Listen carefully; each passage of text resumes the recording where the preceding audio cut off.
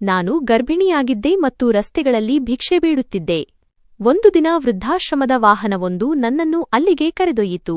ಅಲ್ಲಿ ಒಬ್ಬ ಅತಿ ಶ್ರೀಮಂತ ಆದರೆ ಅನಾಥ ವೃದ್ಧೆ ಸಾಯುವಾಗ ತನ್ನ ಎಲ್ಲ ಒಡವೆ ಮತ್ತು ಆಸ್ತಿಯನ್ನು ನನ್ನ ಹುಟ್ಟಲಿರುವ ಮಗುವಿನ ಹೆಸರಿಗೆ ಬರೆದುಕೊಟ್ಟರು. ವಕೀಲರು ಕಾಗದ ಪತ್ರಗಳನ್ನು ಸಿದ್ಧಪಡಿಸಿದಾಗ ಎಂತಹ ಸತ್ಯವು ಹೊರಬಂತೆಂದರೆ ನಾನು ದಂಗಾಗಿ ಹೋದೆ. ಅಹಮದಾಬಾದ್ನ ಡಿಸೆಂಬರ್ ಚಳಿಯ ರಾತ್ರಿಗಳಲ್ಲಿ ಅದು ಒಂದಾಗಿತ್ತು. ಚಳಿಯು ಮೂಳೆಗಳಿಗೆ ಇಳಿದು ರಕ್ತವನ್ನೇ ಹೆಪ್ಪುಗಟ್ಟಿಸುವ ಬೆದರಿಕೆ ಹಾಕುತ್ತಿತ್ತು. ಆಕಾಶದಲ್ಲಿ ಕವಿದಿದ್ದ ದಟ್ಟಮೋಡಗಳು ಚಂದ್ರ ಮತ್ತು ನಕ್ಷತ್ರಗಳನ್ನು ತಮ್ಮ ಕಪ್ಪು ಹೊದಿಕೆಯಲ್ಲಿ ಸುತ್ತಿಟ್ಟಿದ್ದವು. ಇದರಿಂದಾಗಿ ರಸ್ತೆಗಳ ಮೇಲೆ ಹರಡಿದ ಹಳದಿ ದೀಪದ ಬೆಳಕು ಕೂಡ ಮಬ್ಬಾಗಿ ಮತ್ತು ಉದಾಸೀನವಾಗಿ ಕಾಣುತ್ತಿತ್ತು. ಫುಟ್ಪಾತ್ನ ಅಂಚಿನಲ್ಲಿ ಕುಳಿತಿದ್ದ ನಾನು ನನ್ನ ಹಳೆಯ ಹರಿದ ಶಾಲು ಹೊದ್ದುಕೊಂಡು ನನ್ನನ್ನು ನಾನು ಬೆಚ್ಚಗಿರಿಸಿಕೊಳ್ಳಲು ವಿಫಲ ಪ್ರಯತ್ನ ಮಾಡುತ್ತಿದ್ದೆ. ಆದರೆ ಚಳಿ ಎಷ್ಟಿತ್ತೆಂದರೆ ಅದು ನನ್ನ ಅಸ್ತಿತ್ವದ ಪ್ರತಿಯೊಂದು ಭಾಗವನ್ನು ಆವರಿಸುತ್ತಿತ್ತು. ನನ್ನ ಹೆಸರು ವಾಮಿಕಾ ಮತ್ತು ಸ್ವಲ್ಪ ಸಮಯದ ಹಿಂದೆ ನಾನು ಗೌರವಾನ್ವಿತ ಕುಟುಂಬದ ಮಗಳು ಮತ್ತು ಪ್ರೀತಿಸುವ ಪತಿಯ ಹೆಂಡತಿಯಾಗಿದ್ದೆ. ಆದರೆ ಕಾಲದ ಕ್ರೂರ ಚಕ್ರವು ನನ್ನನ್ನು ಈ ಹಂತಕ್ಕೆ ತಂದು ನಿಲ್ಲಿಸಿತ್ತು. ಅಲ್ಲಿ ನನ್ನ ಗುರುತು ಕೇವಲ ಒಬ್ಬ ಭಿಕ್ಷುಕಿಯಂತೆ ಆಗಿತ್ತು. ನನ್ನ 7 ತಿಂಗಳ ಗರ್ಭಾವಸ್ಥೆಯು ನನಗೆ ಸಂತೋಷದ ಕಾರಣವಾಗುವ ಬದಲು ಒಂದು ಹೊರೆಯಾಗಿ ಪರಿಣಮಿಸಿತ್ತು. ಇದನ್ನು ರಕ್ಷಿಸಲು ನಾನು ನನ್ನ ಮಾನ ಮರ್ಯಾದೆಯನ್ನೇ ಪಣಕ್ಕಿಡಬೇಕಾಯಿತು. ಹಸಿವು ನನ್ನ ಹೊಟ್ಟೆಯಲ್ಲಿ ಸಂಕಟ ಉಂಟು ಮಾಡುತ್ತಿತ್ತು ಮತ್ತು ನನ್ನೊಳಗೆ ಬೆಳೆಯುತ್ತಿರುವ ಪುಟ್ಟ ಜೀವದ ಚಲನೆಯು ನಾನು ಒಬ್ಬಂಟಿಯಲ್ಲ, ಬದಲಿಗೆ ಇನ್ನೊಂದು ಜೀವವು ನನ್ನ ರಕ್ತದೊಂದಿಗೆ ಬೆರೆತಿದೆ ಮತ್ತು ಅದಕ್ಕೆ ನಾನೇ ಜವಾಬ್ದಾರಳು ಎಂದು ನನಗೆ ಪದೇ ಪದೇ ನೆನಪಿಸುತ್ತಿತ್ತು. ರಸ್ತೆಯಲ್ಲಿ ವಾಹನಗಳು ವೇಗವಾಗಿ ಹಾದು ಹೋಗುತ್ತಿದ್ದವು ಮತ್ತು ಅದರಲ್ಲಿ ಕುಳಿತಿದ್ದ ಜನರು ನನ್ನನ್ನು ತೀರಾ ಕೀಳಾಗಿ ನೋಡಿ ಹೋಗುತ್ತಿದ್ದರು. ನಾನು ನಡುಗುವ ಕೈಗಳನ್ನು ಮತ್ತೆ ಚಾಚಿದೆ ಮತ್ತು ನನ್ನ ಒಣಗಿದ ಗಂಟಲೊಣಗಿನಿಂದ ಧ್ವನಿ ಕಷ್ಟಪಟ್ಟು ಹೊರಬಂತು, ದೇವರ ಹೆಸರಿನಲ್ಲಿ ಏನಾದರೂ ಕೊಡಿ, ನಾನು ತುಂಬಾ ಅಸಹಾಯಕಳಾಗಿದ್ದೇನೆ. ಆದರೆ ನನ್ನ ಧ್ವನಿ ವಾಹನಗಳ ಶಬ್ದ ಮತ್ತು ಜನರ ನಡುವೆ ಎಲ್ಲೋ ಅಡಗಿಹೋಯಿತು. ನನ್ನ ಮುಂದೆ ಹಾದುಹೋದ ಒಬ್ಬ ವ್ಯಕ್ತಿ ಅಸಹ್ಯದಿಂದ ನನ್ನತ್ತ ನೋಡಿ ಏನೋ ಗೊಣಗುತ್ತಾ ಮುಂದೆ ಹೋದನು. ಅದು ನನ್ನ ಹೃದಯಕ್ಕೆ ಇನ್ನೊಂದು ಬಾಣದಂತೆ ನಾಟಿತು. ನಾನು ನನ್ನ ತಂದೆಯ ಮುದ್ದು ಮಗಳಾಗಿದ್ದ ಮತ್ತು ಅವರು ನನ್ನನ್ನು ರಾಜಕುಮಾರಿಯಂತೆ ನೋಡಿಕೊಳ್ಳುತ್ತಿದ್ದ ಆ ದಿನಗಳು ನನಗೆ ನೆನಪಾಗತೊಡಗಿದವು. ಆದರೆ ಇಂದು ನಾನು ನನ್ನ ಬಾಲ್ಯ ಕಳೆದ ಅದೇ ನಗರದ ಬೀದಿಗಳಲ್ಲಿ ಕಷ್ಟಪಡುತ್ತಿದ್ದೆ. ಹಸಿವು ಮತ್ತು ದೌರ್ಬಲ್ಯದಿಂದಾಗಿ ನನ್ನ ಕಣ್ಣ ಮುಂದೆ ಕತ್ತಲೆ ಆವರಿಸತೊಡಗಿತು ಮತ್ತು ತಲೆ ತಿರುಗಲಾರಂಭಿಸಿತು. ಫುಟ್ಪಾತ್ನ ಗಟ್ಟಿಯಾದ ಮತ್ತು ತಣ್ಣನೆಯ ನೆಲ ನನ್ನನ್ನು ತನ್ನತ್ತ ಸೆಳೆಯುತ್ತಿತ್ತು. ನಾನು ಏಳಲು ತುಂಬಾ ಪ್ರಯತ್ನಿಸಿದೆ, ಆದರೆ ಕಾಲುಗಳು ಶಕ್ತಿ ಕಳೆದುಕೊಂಡಿದ್ದವು ಮತ್ತು ನಾನು ಅಲ್ಲಿಯೇ ತೂರಾಡುತ್ತಾ ಬಿದ್ದುಬಿಟ್ಟೆ. ನನ್ನ ಕಣ್ಣುಗಳು ನೋಡಿದ ಕೊನೆಯ ದೃಶ್ಯವೆಂದರೆ ಬಿಳಿ ಬಣ್ಣದ ವ್ಯಾನ್ ಒಂದು ನನ್ನ ಬಳಿ ಬಂದು ನಿಂತಿದ್ದು. ಅದರ ಮೇಲೆ ಏನೋ ಬರೆದಿತ್ತು, ಆದರೆ ನಾನು ಅದನ್ನು ಓದಲು ಸಾಧ್ಯವಾಗಲಿಲ್ಲ. ಅದರ ನಂತರ ಗಾಢ ಕತ್ತಲೆ ಆವರಿಸಿತು ಮತ್ತು ಸಂಪೂರ್ಣ ನಿಶ್ಶಬ್ದವಾಯಿತು. ನಾನು ಎಚ್ಚರಗೊಂಡಾಗ ನಾನು ಮೊದಲು ಅನುಭವಿಸಿದ್ದು ಬೆಚ್ಚಗಿನ ಭಾವನೆಯನ್ನು. ಕೊರೆಯುವ ಚಳಿ ಮತ್ತು ಒದ್ದೆಯಾದ ರಸ್ತೆಯ ಕಾಠಿಣ್ಯ ಮಾಯವಾಗಿತ್ತು ಮತ್ತು ನಾನು ಮೃದುವಾದ ಹಾಸಿಗೆಯ ಮೇಲೆ ಮಲಗಿದ್ದೆ. ನನ್ನ ಮೇಲೆ ದಪ್ಪವಾದ ಮತ್ತು ಬೆಚ್ಚಗಿನ ಹೊದಿಕೆ ಇತ್ತು ಮತ್ತು ಕೋಣೆಯಲ್ಲಿ ಹೀಟರ್ನ ಸದ್ದು ಕೇಳಿಸುತ್ತಿತ್ತು. ನಾನು ಆತುರದಿಂದ ಕಣ್ಣು ತೆರೆದಾಗ ನಾನೊಂದು ಅಪರಿಚಿತ ಕೋಣೆಯಲ್ಲಿರುವುದನ್ನು ಕಂಡೆ. ಅಲ್ಲಿನ ಗೋಡೆಗಳು ಬಿಳಿಯಾಗಿದ್ದವು ಮತ್ತು ವಾತಾವರಣದಲ್ಲಿ ಫಿನಾಯಿಲ್ ಮತ್ತು ಔಷಧಿಗಳ ಮಿಶ್ರಿತ ವಾಸನೆ ಹರಡಿತ್ತು. ಇದು ಆಸ್ಪತ್ರೆಯಂತೆ ಇತ್ತು. ಆದರೆ ಇಲ್ಲಿನ ವಾತಾವರಣ ಆಸ್ಪತ್ರೆಗಿಂತ ಹೆಚ್ಚು ನೆಮ್ಮದಿಯಿಂದ ಕೂಡಿತ್ತು. ನನ್ನ ತಲೆಯ ಬಳಿ ಒಬ್ಬ ನರ್ಸ್ ನಿಂತಿದ್ದರು. ನಾನು ಕಣ್ಣು ತೆರೆದಿದ್ದನ್ನು ನೋಡಿ ನಗುತ್ತಾ, ಗಾಬರಿಯಾಗಬೇಡ ಮಗಳೇ, ನೀನು ಈಗ ಚೆನ್ನಾಗಿದ್ದೀಯಾ? ಇದು ವೃದ್ಧಾಶ್ರಮ. ನೀನು ನಮಗೆ ರಸ್ತೆ ಬದಿಯಲ್ಲಿ ಪ್ರಜ್ಞೆ ತಪ್ಪಿದ ಸ್ಥಿತಿಯಲ್ಲಿ ಸಿಕ್ಕಿದ್ದೆ ಎಂದು ಸಮಾಧಾನಪಡಿಸಿದರು. ನಿನ್ನ ಸ್ಥಿತಿ ತುಂಬಾ ಕೆಟ್ಟದಾಗಿತ್ತು ಮತ್ತು ನಿನ್ನ ಹೊಟ್ಟೆಯಲ್ಲಿರುವ ಮಗುವಿನ ಪ್ರಾಣಕ್ಕೂ ಅಪಾಯವಿತ್ತು. ಅದಕ್ಕಾಗಿಯೇ ನಾವು ನಿನ್ನನ್ನು ಇಲ್ಲಿಗೆ ಕರೆದುಕೊಂಡು ಬಂದೆವು ಎಂದರು. ಅವರ ಮಾತಿನಲ್ಲಿ ಎಂತಹ ಪ್ರೀತಿ ಇತ್ತೆಂದರೆ ನನ್ನ ಕಣ್ಣುಗಳಿಂದ ತಕ್ಷಣವೇ ಕಣ್ಣೀರು ಹರಿಯಲಾರಂಭಿಸಿತು. ಏಕೆಂದರೆ ಕಳೆದ ಹಲವು ತಿಂಗಳುಗಳಿಂದ ನಾನು ಕೇವಲ ತಿರಸ್ಕಾರ ಮತ್ತು ದ್ವೇಷವನ್ನು ಮಾತ್ರ ನೋಡಿದ್ದೆ. ನನಗೆ ಬಿಸಿ ಪಾನೀಯವನ್ನು ನೀಡಲಾಯಿತು. ಅದನ್ನು ಕುಡಿಯುತ್ತಾ ನನ್ನ ಸತ್ತ ದೇಹದಲ್ಲಿ ಮತ್ತೆ ಜೀವ ಬಂದಂತಾಯಿತು. ಮುಂದಿನ ಕೆಲವು ದಿನಗಳನ್ನು ನಾನು ಈ ವೃದ್ಧಾಶ್ರಮದಲ್ಲಿ ಕಳೆದೆ. ನಿಧಾನವಾಗಿ ನನಗೆ ತಿಳಿಯಿತು, ಇದೊಂದು ಹಳೆಯ ಹವೇಲಿಯಾಗಿದ್ದು NGO ಒಂದು ಇದನ್ನು ವೃದ್ಧಾಶ್ರಮವನ್ನಾಗಿ ಬದಲಾಯಿಸಿತ್ತು. ಇಲ್ಲಿ ಹೆಚ್ಚಾಗಿ ವೃದ್ಧೆಯರು ವಾಸಿಸುತ್ತಿದ್ದರು. ಅವರನ್ನು ಮಕ್ಕಳು ಹೊರೆ ಎಂದು ಭಾವಿಸಿ ಮನೆಯಿಂದ ಹೊರಹಾಕಿದ್ದರು ಅಥವಾ ಜಗತ್ತಿನಲ್ಲಿ ಸಂಪೂರ್ಣವಾಗಿ ಒಂಟಿಯಾಗಿದ್ದವರು ಇಲ್ಲಿದ್ದರು. ಅಲ್ಲಿ ನಾನೇ ಅತ್ಯಂತ ಚಿಕ್ಕ ವಯಸ್ಸಿನವಳಾಗಿದ್ದೆ. ನನ್ನ ಸ್ಥಿತಿಯನ್ನು ನೋಡಿ ಅಲ್ಲಿನ ಇನ್ಚಾರ್ಜ್ ನನಗೆ ಅಲ್ಲಿ ಉಳಿಯಲು ಅನುಮತಿ ನೀಡಿದ್ದರು, ಏಕೆಂದರೆ ನಾನು ಗರ್ಭಿಣಿಯಾಗಿದ್ದರಿಂದ ನನ್ನನ್ನು ಮತ್ತೆ ಬೀದಿಗೆ ತಳ್ಳಲು ಅವರಿಗೆ ಮನಸ್ಸು ಬರಲಿಲ್ಲ. ನನಗೂ ಹೋಗಲು ಯಾವುದೇ ಆಸರೆ ಇಲ್ಲದಿದ್ದರಿಂದ ನಾನು ಪರಿಸ್ಥಿತಿಗೆ ಶರಣಾದೆ. ಆರೋಗ್ಯ ಸುಧಾರಿಸಿದ ಮೇಲೆ ನಾನು ಕೋಣೆಯಲ್ಲಿ ಸುಮ್ಮನೆ ಕೂರುವ ಬದಲು ಅಲ್ಲಿ ಕೆಲಸ ಮಾಡಲು ನಿರ್ಧರಿಸಿದೆ. ನಾನು ಅವರ ಉಪಕಾರವನ್ನು ತೀರಿಸಲು ಮತ್ತು ನನ್ನನ್ನು ನಾನು ಬ್ಯೂಸಿಯಾಗಿಟ್ಟುಕೊಳ್ಳಲು ಬಯಸಿದೆ. ನಾನು ಆ ವೃದ್ಧೆಯರ ಸಣ್ಣಪುಟ್ಟ ಕೆಲಸಗಳನ್ನು ಮಾಡಿಕೊಡುತ್ತಿದ್ದೆ. ಕೆಲವೊಮ್ಮೆ ಯಾರಿಗಾದರೂ ತಲೆಗೆ ಎಣ್ಣೆ ಹಚ್ಚುತ್ತಿದ್ದೆ, ಕೆಲವೊಮ್ಮೆ ಊಟ ತಿನ್ನಿಸುತ್ತಿದ್ದೆ ಮತ್ತು ಕೆಲವೊಮ್ಮೆ ಸ್ವಚ್ಛತೆಯಲ್ಲಿ ಸಿಬ್ಬಂದಿಗೆ ಸಹಾಯ ಮಾಡುತ್ತಿದ್ದೆ. ಆ ವೃದ್ಧ ತಾಯಂದಿರ ಕಣ್ಣುಗಳಲ್ಲಿನ ಶೂನ್ಯತೆಯನ್ನು ನಾನು ನೋಡಿದೆ. ಅದು ನನ್ನ ದುಃಖಕ್ಕಿಂತಲೂ ಆಳವಾಗಿತ್ತು. ಅವರೆಲ್ಲರೂ ನನಗೆ ಆಶೀರ್ವಾದ ನೀಡುತ್ತಿದ್ದರು ಮತ್ತು ನನ್ನ ಗರ್ಭದಲ್ಲಿ ಬೆಳೆಯುತ್ತಿರುವ ಮಗುವಿಗೆ ತುಂಬಾ ಹಾರೈಸುತ್ತಿದ್ದರು. ಈ ವಾತಾವರಣದಲ್ಲಿ ನನಗೆ ವಿಚಿತ್ರವಾದ ನೆಮ್ಮದಿ ಸಿಗಲಾರಂಭಿಸಿತು. ಅದೆಗೋ ನಾನು ನನ್ನ ಕಳೆದುಹೋದ ತಂದೆ ತಾಯಿಯ ಸೇವೆಯನ್ನು ಮಾಡುತ್ತಿದ್ದೇನೆ ಎಂಬಂತೆ ಭಾಸವಾಗುತ್ತಿತ್ತು. ಇದೇ ಸಮಯದಲ್ಲಿ ನನ್ನ ಗಮನ ಆಗಾಗ್ಗೆ ಹವೇಲಿಯ ಒಂದು ವಿಶೇಷ ಭಾಗದ ಕಡೆಗೆ ಹೋಗುತ್ತಿತ್ತು. ಅದು ಉಳಿದ ಭಾಗಗಳಿಗಿಂತ ಹೆಚ್ಚು ಶಾಂತವಾಗಿತ್ತು. ಅಲ್ಲಿ ಕೋಣೆ ನಂಬರ್ 5 ಇತ್ತು. ಅದರ ಬಗ್ಗೆ ಸಿಬ್ಬಂದಿ ಹುಡುಗಿಯರು ಆಗಾಗ್ಗೆ ಮಾತನಾಡುತ್ತಿದ್ದರು. ನನಗೆ ತಿಳಿದು ಬಂತು ಆ ಕೋಣೆಯಲ್ಲಿ ಇಶಿಕಾಜಿ ಎಂಬ ಅತಿ ಶ್ರೀಮಂತ ಮಹಿಳೆ ವಾಸಿಸುತ್ತಿದ್ದಾರೆ ಎಂದು. ಅವರು ಈ ವೃದ್ಧಾಶ್ರಮದ ದೊಡ್ಡ ದಾನಿಯಾಗಿದ್ದರು ಮತ್ತು ಇಲ್ಲಿ ತಮ್ಮ ಇಚ್ಛೆಯಿಂದ ವಾಸಿಸುತ್ತಿದ್ದರು. ಅವರು ತುಂಬಾ ಕಠಿಣ ಸ್ವಭಾವದವರು ಮತ್ತು ಶಿಸ್ತಿನ ಮಹಿಳೆ ಎಂದು ಕೇಳಿದ್ದೆ. ಅಲ್ಲದೆ ಯಾರೊಂದಿಗೂ ಹೆಚ್ಚು ಬೆರೆಯಲು ಇಷ್ಟಪಡುತ್ತಿರಲಿಲ್ಲವಂತೆ. ಅವರ ಬಗ್ಗೆ ವಿಚಿತ್ರವಾದ ಕಥೆಗಳು ಪ್ರಚಲಿತವಿದ್ದವು. ಅವರು ದಿನವಿಡೀ ಕಿಟಕಿಯ ಬಳಿ ಕುಳಿತು ಯಾರಿಗೋ ಕಾಯುತ್ತಾರೆ ಅಥವಾ ಹಳೆಯ ಫೋಟೋಗಳನ್ನು ನೋಡಿ ಅಳುತ್ತಾರೆ ಎಂದು. ಅವರ ಬಗ್ಗೆ ಕೇಳಿ ನನಗೆ ವಿಚಿತ್ರವೆನಿಸಿತು ಮತ್ತು ಮನಸ್ಸಿನಲ್ಲಿ ಹಲವು ಪ್ರಶ್ನೆಗಳು ಮೂಡಿದವು. ಆದರೆ ಅವರ ಕೋಣೆಯ ಕಡೆಗೆ ಹೋಗುವ ಧೈರ್ಯ ನಾನು ಎಂದಿಗೂ ಮಾಡಿರಲಿಲ್ಲ. ಒಂದು ರಾತ್ರಿ ತುಂಬಾ ಮಳೆಯಾಗುತ್ತಿತ್ತು ಮತ್ತು ಚಳಿಯ ಅಲೆ ಮತ್ತೆ ಮರಳಿತ್ತು. ಒಂದು ದಿನ ಇದ್ದಕ್ಕಿದ್ದಂತೆ ಡ್ಯೂಟಿಯಲ್ಲಿದ್ದ ನರ್ಸ್ಗೆ ಹುಷಾರಿಲ್ಲದೆ ಆಸ್ಪತ್ರೆಗೆ ಹೋಗಬೇಕಾಯಿತು. ರಾತ್ರಿಯ ಹೊತ್ತು ಆಸ್ಪತ್ರೆಯ ಇನ್ಚಾರ್ಜ್ ನನ್ನ ಬಳಿ ಬಂದು ಆತಂಕದಿಂದ ಹೇಳಿದರು, ವಾಮಿಕಾ, ನೀನು ಒಬ್ಬ ಜವಾಬ್ದಾರಿಯುತ ಮತ್ತು ತಿಳುವಳಿಕೆಯುಳ್ಳ ಹುಡುಗಿ. ಇಂದು ರಾತ್ರಿ ನಮ್ಮ ಸಿಬ್ಬಂದಿಯ ಕೊರತೆಯಿದೆ ಮತ್ತು ಕೋಣೆ ನಂಬರ್ 5ರಲ್ಲಿ ಇಶಿಕಾಜಿ ಅವರ ಆರೋಗ್ಯವು ಸ್ವಲ್ಪ ಸರಿಯಿಲ್ಲ. ಅವರಿಗೆ ಸಮಯಕ್ಕೆ ಸರಿಯಾಗಿ ಔಷಧಿ ನೀಡಬೇಕು ಮತ್ತು ಅವರ ಆರೈಕೆಯನ್ನು ಮಾಡಬೇಕು. ನೀನು ಇಂದು ರಾತ್ರಿ ಅವರ ಬಳಿ ಇರಲು ಸಾಧ್ಯವೇ ಎಂದು ಕೇಳಿದರು. ನಾನು ತಕ್ಷಣವೇ ಒಪ್ಪಿಕೊಂಡೆ, ಏಕೆಂದರೆ ನಾನು ಹೇಗಿದ್ದರೂ ಅವರ ಋಣದಲ್ಲಿದ್ದೆ. ನಾನು ಶಾಲನ್ನು ಹೊದ್ದುಕೊಂಡು ಮನಸ್ಸಿನಲ್ಲಿ ಸ್ವಲ್ಪ ಭಯವನ್ನಿಟ್ಟುಕೊಂಡು ಕೋಣೆ ನಂಬರ್ 5ರ ಕಡೆಗೆ ಹೋದೆ, ಏಕೆಂದರೆ ಅವರ ಕೋಪದ ಬಗ್ಗೆ ನಾನು ಮೊದಲೇ ಸಾಕಷ್ಟು ಕೇಳಿದ್ದೆ. ಬಾಗಿಲು ತಟ್ಟಿ ನಾನು ಒಳಗೆ ಪ್ರವೇಶಿಸಿದಾಗ ದಂಗಾದೆ. ಆ ಕೋಣೆ ಯಾವುದೋ ವೃದ್ಧಾಶ್ರಮದ ಭಾಗವಾಗಿರದೆ ಅರಮನೆಯ ಕನಸಿನಂತೆ ಕಾಣುತ್ತಿತ್ತು. ನೆಲದ ಮೇಲೆ ಬೆಲೆಬಾಳುವ ಇರಾನಿ ಕಾರ್ಪೆಟ್ ಹಾಸಲಾಗಿತ್ತು.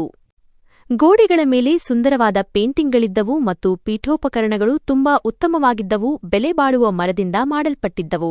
ಕೋಣೆಯ ಮೂಲೆಯಲ್ಲಿ ದುಬಾರಿ ಸುಗಂಧದ ಪರಿಮಳವಿತ್ತು, ಅದು ಔಷಧಿಯ ವಾಸನೆಯನ್ನು ಮೀರಿತ್ತು. ಹಾಸಿಗೆಯ ಮುಂಭಾಗದಲ್ಲಿ ಇರಿಸಲಾದ ಆರಾಮದಾಯಕ ಕುರ್ಚಿಯ ಮೇಲೆ ಒಬ್ಬ ವೃದ್ಧೆ ಕುಳಿತಿದ್ದರು. ಅವರ ಬೆನ್ನು ನನ್ನ ಕಡೆಗಿತ್ತು. ಅವರು ಎದುರು ತೆರೆದಿದ್ದ ಕಿಟಕಿಯಿಂದ ಹೊರಗೆ ಸುರಿಯುತ್ತಿರುವ ಮಳೆಯನ್ನು ಬಹಳ ಗಮನವಿಟ್ಟು ನೋಡುತ್ತಿದ್ದರು. ಅವರ ಬಿಳಿ ಕೂದಲಿನ ಜುಟ್ಟು ಅಚ್ಚುಕಟ್ಟಾಗಿ ಕಟ್ಟಲ್ಪಟ್ಟಿತ್ತು ಮತ್ತು ಭುಜದ ಮೇಲೆ ಭಾರವಾದ ಶಾಲು ಇತ್ತು. ನಾನು ಧೈರ್ಯವನ್ನು ಒಗ್ಗೂಡಿಸಿ ಮೆಲ್ಲನೆ ಅವರಿಗೆ ನಮಸ್ಕರಿಸಿದೆ. ನಮಸ್ತೆ ಅಮ್ಮಾಜಿ. ಅವರು ನನ್ನನ್ನು ನೋಡಿದರು. ಅವರ ಮುಖ ಸುಕ್ಕುಗಳಿಂದ ಕೂಡಿತ್ತು. ಆದರೆ ಈ ಸುಕ್ಕುಗಳ ನಡುವೆಯೂ ಒಂದು ಖಾನ್ದಾನಿ ಗತ್ತು ಮತ್ತು ಸೌಂದರ್ಯವಿತ್ತು. ಅವರು ತಮ್ಮ ಯೌವನದಲ್ಲಿ ತುಂಬಾ ಸುಂದರವಾಗಿದ್ದರು ಎಂಬುದನ್ನು ಹೇಳಲು ಅದು ಸಾಕಾಗಿತ್ತು. ಅವರ ಕಣ್ಣುಗಳಲ್ಲಿ ಎಂತಹ ಆಳ ಮತ್ತು ಒರಟುತನವಿತ್ತೆಂದರೆ ಅದು ನನ್ನನ್ನು ಒಂದು ಕ್ಷಣ ಬೆಚ್ಚಿಬೀಳುವಂತೆ ಮಾಡಿತು. ಅವರು ನನ್ನನ್ನು ತಲೆಯಿಂದ ಕಾಲಿನವರೆಗೂ ನೋಡಿದರು. ನನ್ನ ಶಾಲು ಮತ್ತು ಉಬ್ಬಿದ ಹೊಟ್ಟೆಯ ಮೇಲೆ ಅವರ ದೃಷ್ಟಿ ಸ್ವಲ್ಪ ಹೊತ್ತು ನಿಂತಿತು. ನೀನು ಯಾರು? ಆ ನರ್ಸ್ ಎಲ್ಲಿದ್ದಾಳೆ?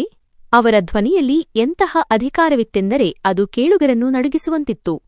ನಾನು ಬಹಳ ಗೌರವದಿಂದ ಅವರಿಗೆ ಉತ್ತರಿಸಿದೆ, ಆ ನರ್ಸ್ಗೆ ಸ್ವಲ್ಪ ಹುಷಾರಿಲ್ಲದ ಕಾರಣ ಇಂದು ರಾತ್ರಿ ನಾನು ನಿಮ್ಮನ್ನು ನೋಡಿಕೊಳ್ಳಲು ಬಂದಿದ್ದೇನೆ. ನನ್ನ ಹೆಸರು ವಾಮಿಕಾ. ಅವರು ಮುಖ ತಿರುಗಿಸಿಕೊಂಡು ಮತ್ತೆ ಕಿಟಕಿಯ ಕಡೆಗೆ ನೋಡಲಾರಂಭಿಸಿದರು. ನನ್ನ ಇರುವಿಕೆ ಅವರಿಗೆ ಯಾವುದೇ ಪ್ರಾಮುಖ್ಯತೆ ಇಲ್ಲ ಎಂಬಂತೆ ವರ್ತಿಸಿದರು. ನಾನು ಮೌನವಾಗಿ ಒಂದು ಕಡೆ ಸ್ಟೂಲ್ ಮೇಲೆ ಕುಳಿತು ಕೋಣೆಯನ್ನು ನೋಡಲಾರಂಭಿಸಿದೆ. ಅಲ್ಲಿ ಪ್ರತಿಯೊಂದು ವಸ್ತುವೂ ಅಚ್ಚುಕಟ್ಟಾಗಿ ಇತ್ತು. ಆದರೆ ಈ ಅಚ್ಚುಕಟ್ಟುತನದಲ್ಲಿ ವಿಚಿತ್ರವಾದ ಶೂನ್ಯತೆಯೂ ಕಿರುಚುತ್ತಿತ್ತು. ಸೈಡ್ ಟೇಬಲ್ ಮೇಲೆ ಕೆಲವು ಹಳೆಯ ಪುಸ್ತಕಗಳು ಮತ್ತು ಅವರ ಸಾಮಾನುಗಳಿದ್ದವು. ಸ್ವಲ್ಪ ಸಮಯದ ನಂತರ ಅವರಿಗೆ ಕೆಮ್ಮಿನ ಜೋರಾದ ಸೆಳೆತ ಬಂತು. ನಾನು ವೇಗವಾಗಿ ಎದ್ದು ನೀರಿನ ಲೋಟ ತಂದು ಅವರ ಕಡೆಗೆ ನೀಡಿದೆ. ಅವರು ನಡುಗುವ ಕೈಗಳಿಂದ ಲೋಟವನ್ನು ಹಿಡಿದು 2 ಗುಟುಕು ನೀರು ಕುಡಿದು ದೀರ್ಘ ಉಸಿರು ಬಿಟ್ಟರು.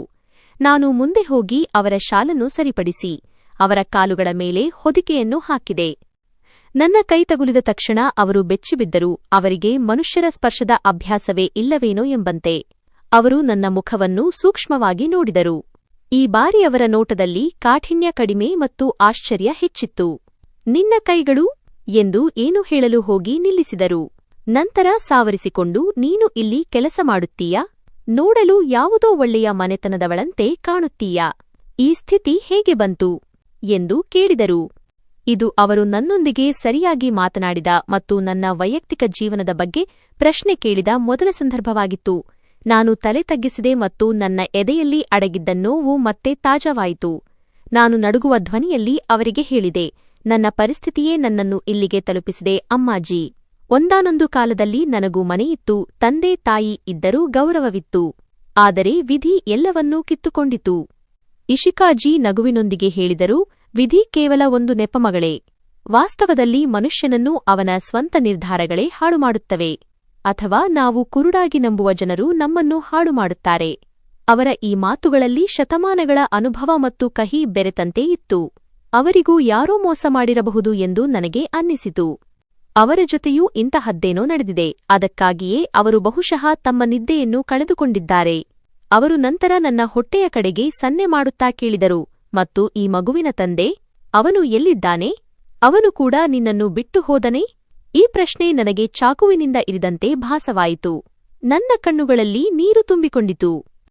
ನಾನು ನಡುಗುವ ಧ್ವನಿಯನ್ನು ಹತೋಟಿಯಲ್ಲಿಟ್ಟುಕೊಂಡು ಹೇಳಿದೆ, ಹೌದು, ನಾನು ಪ್ರೀತಿಸಿ ಮದುವೆಯಾಗಿದ್ದೆ. Love marriage. ಒಬ್ಬ ಶ್ರೀಮಂತ ಹುಡುಗನೊಂದಿಗೆ.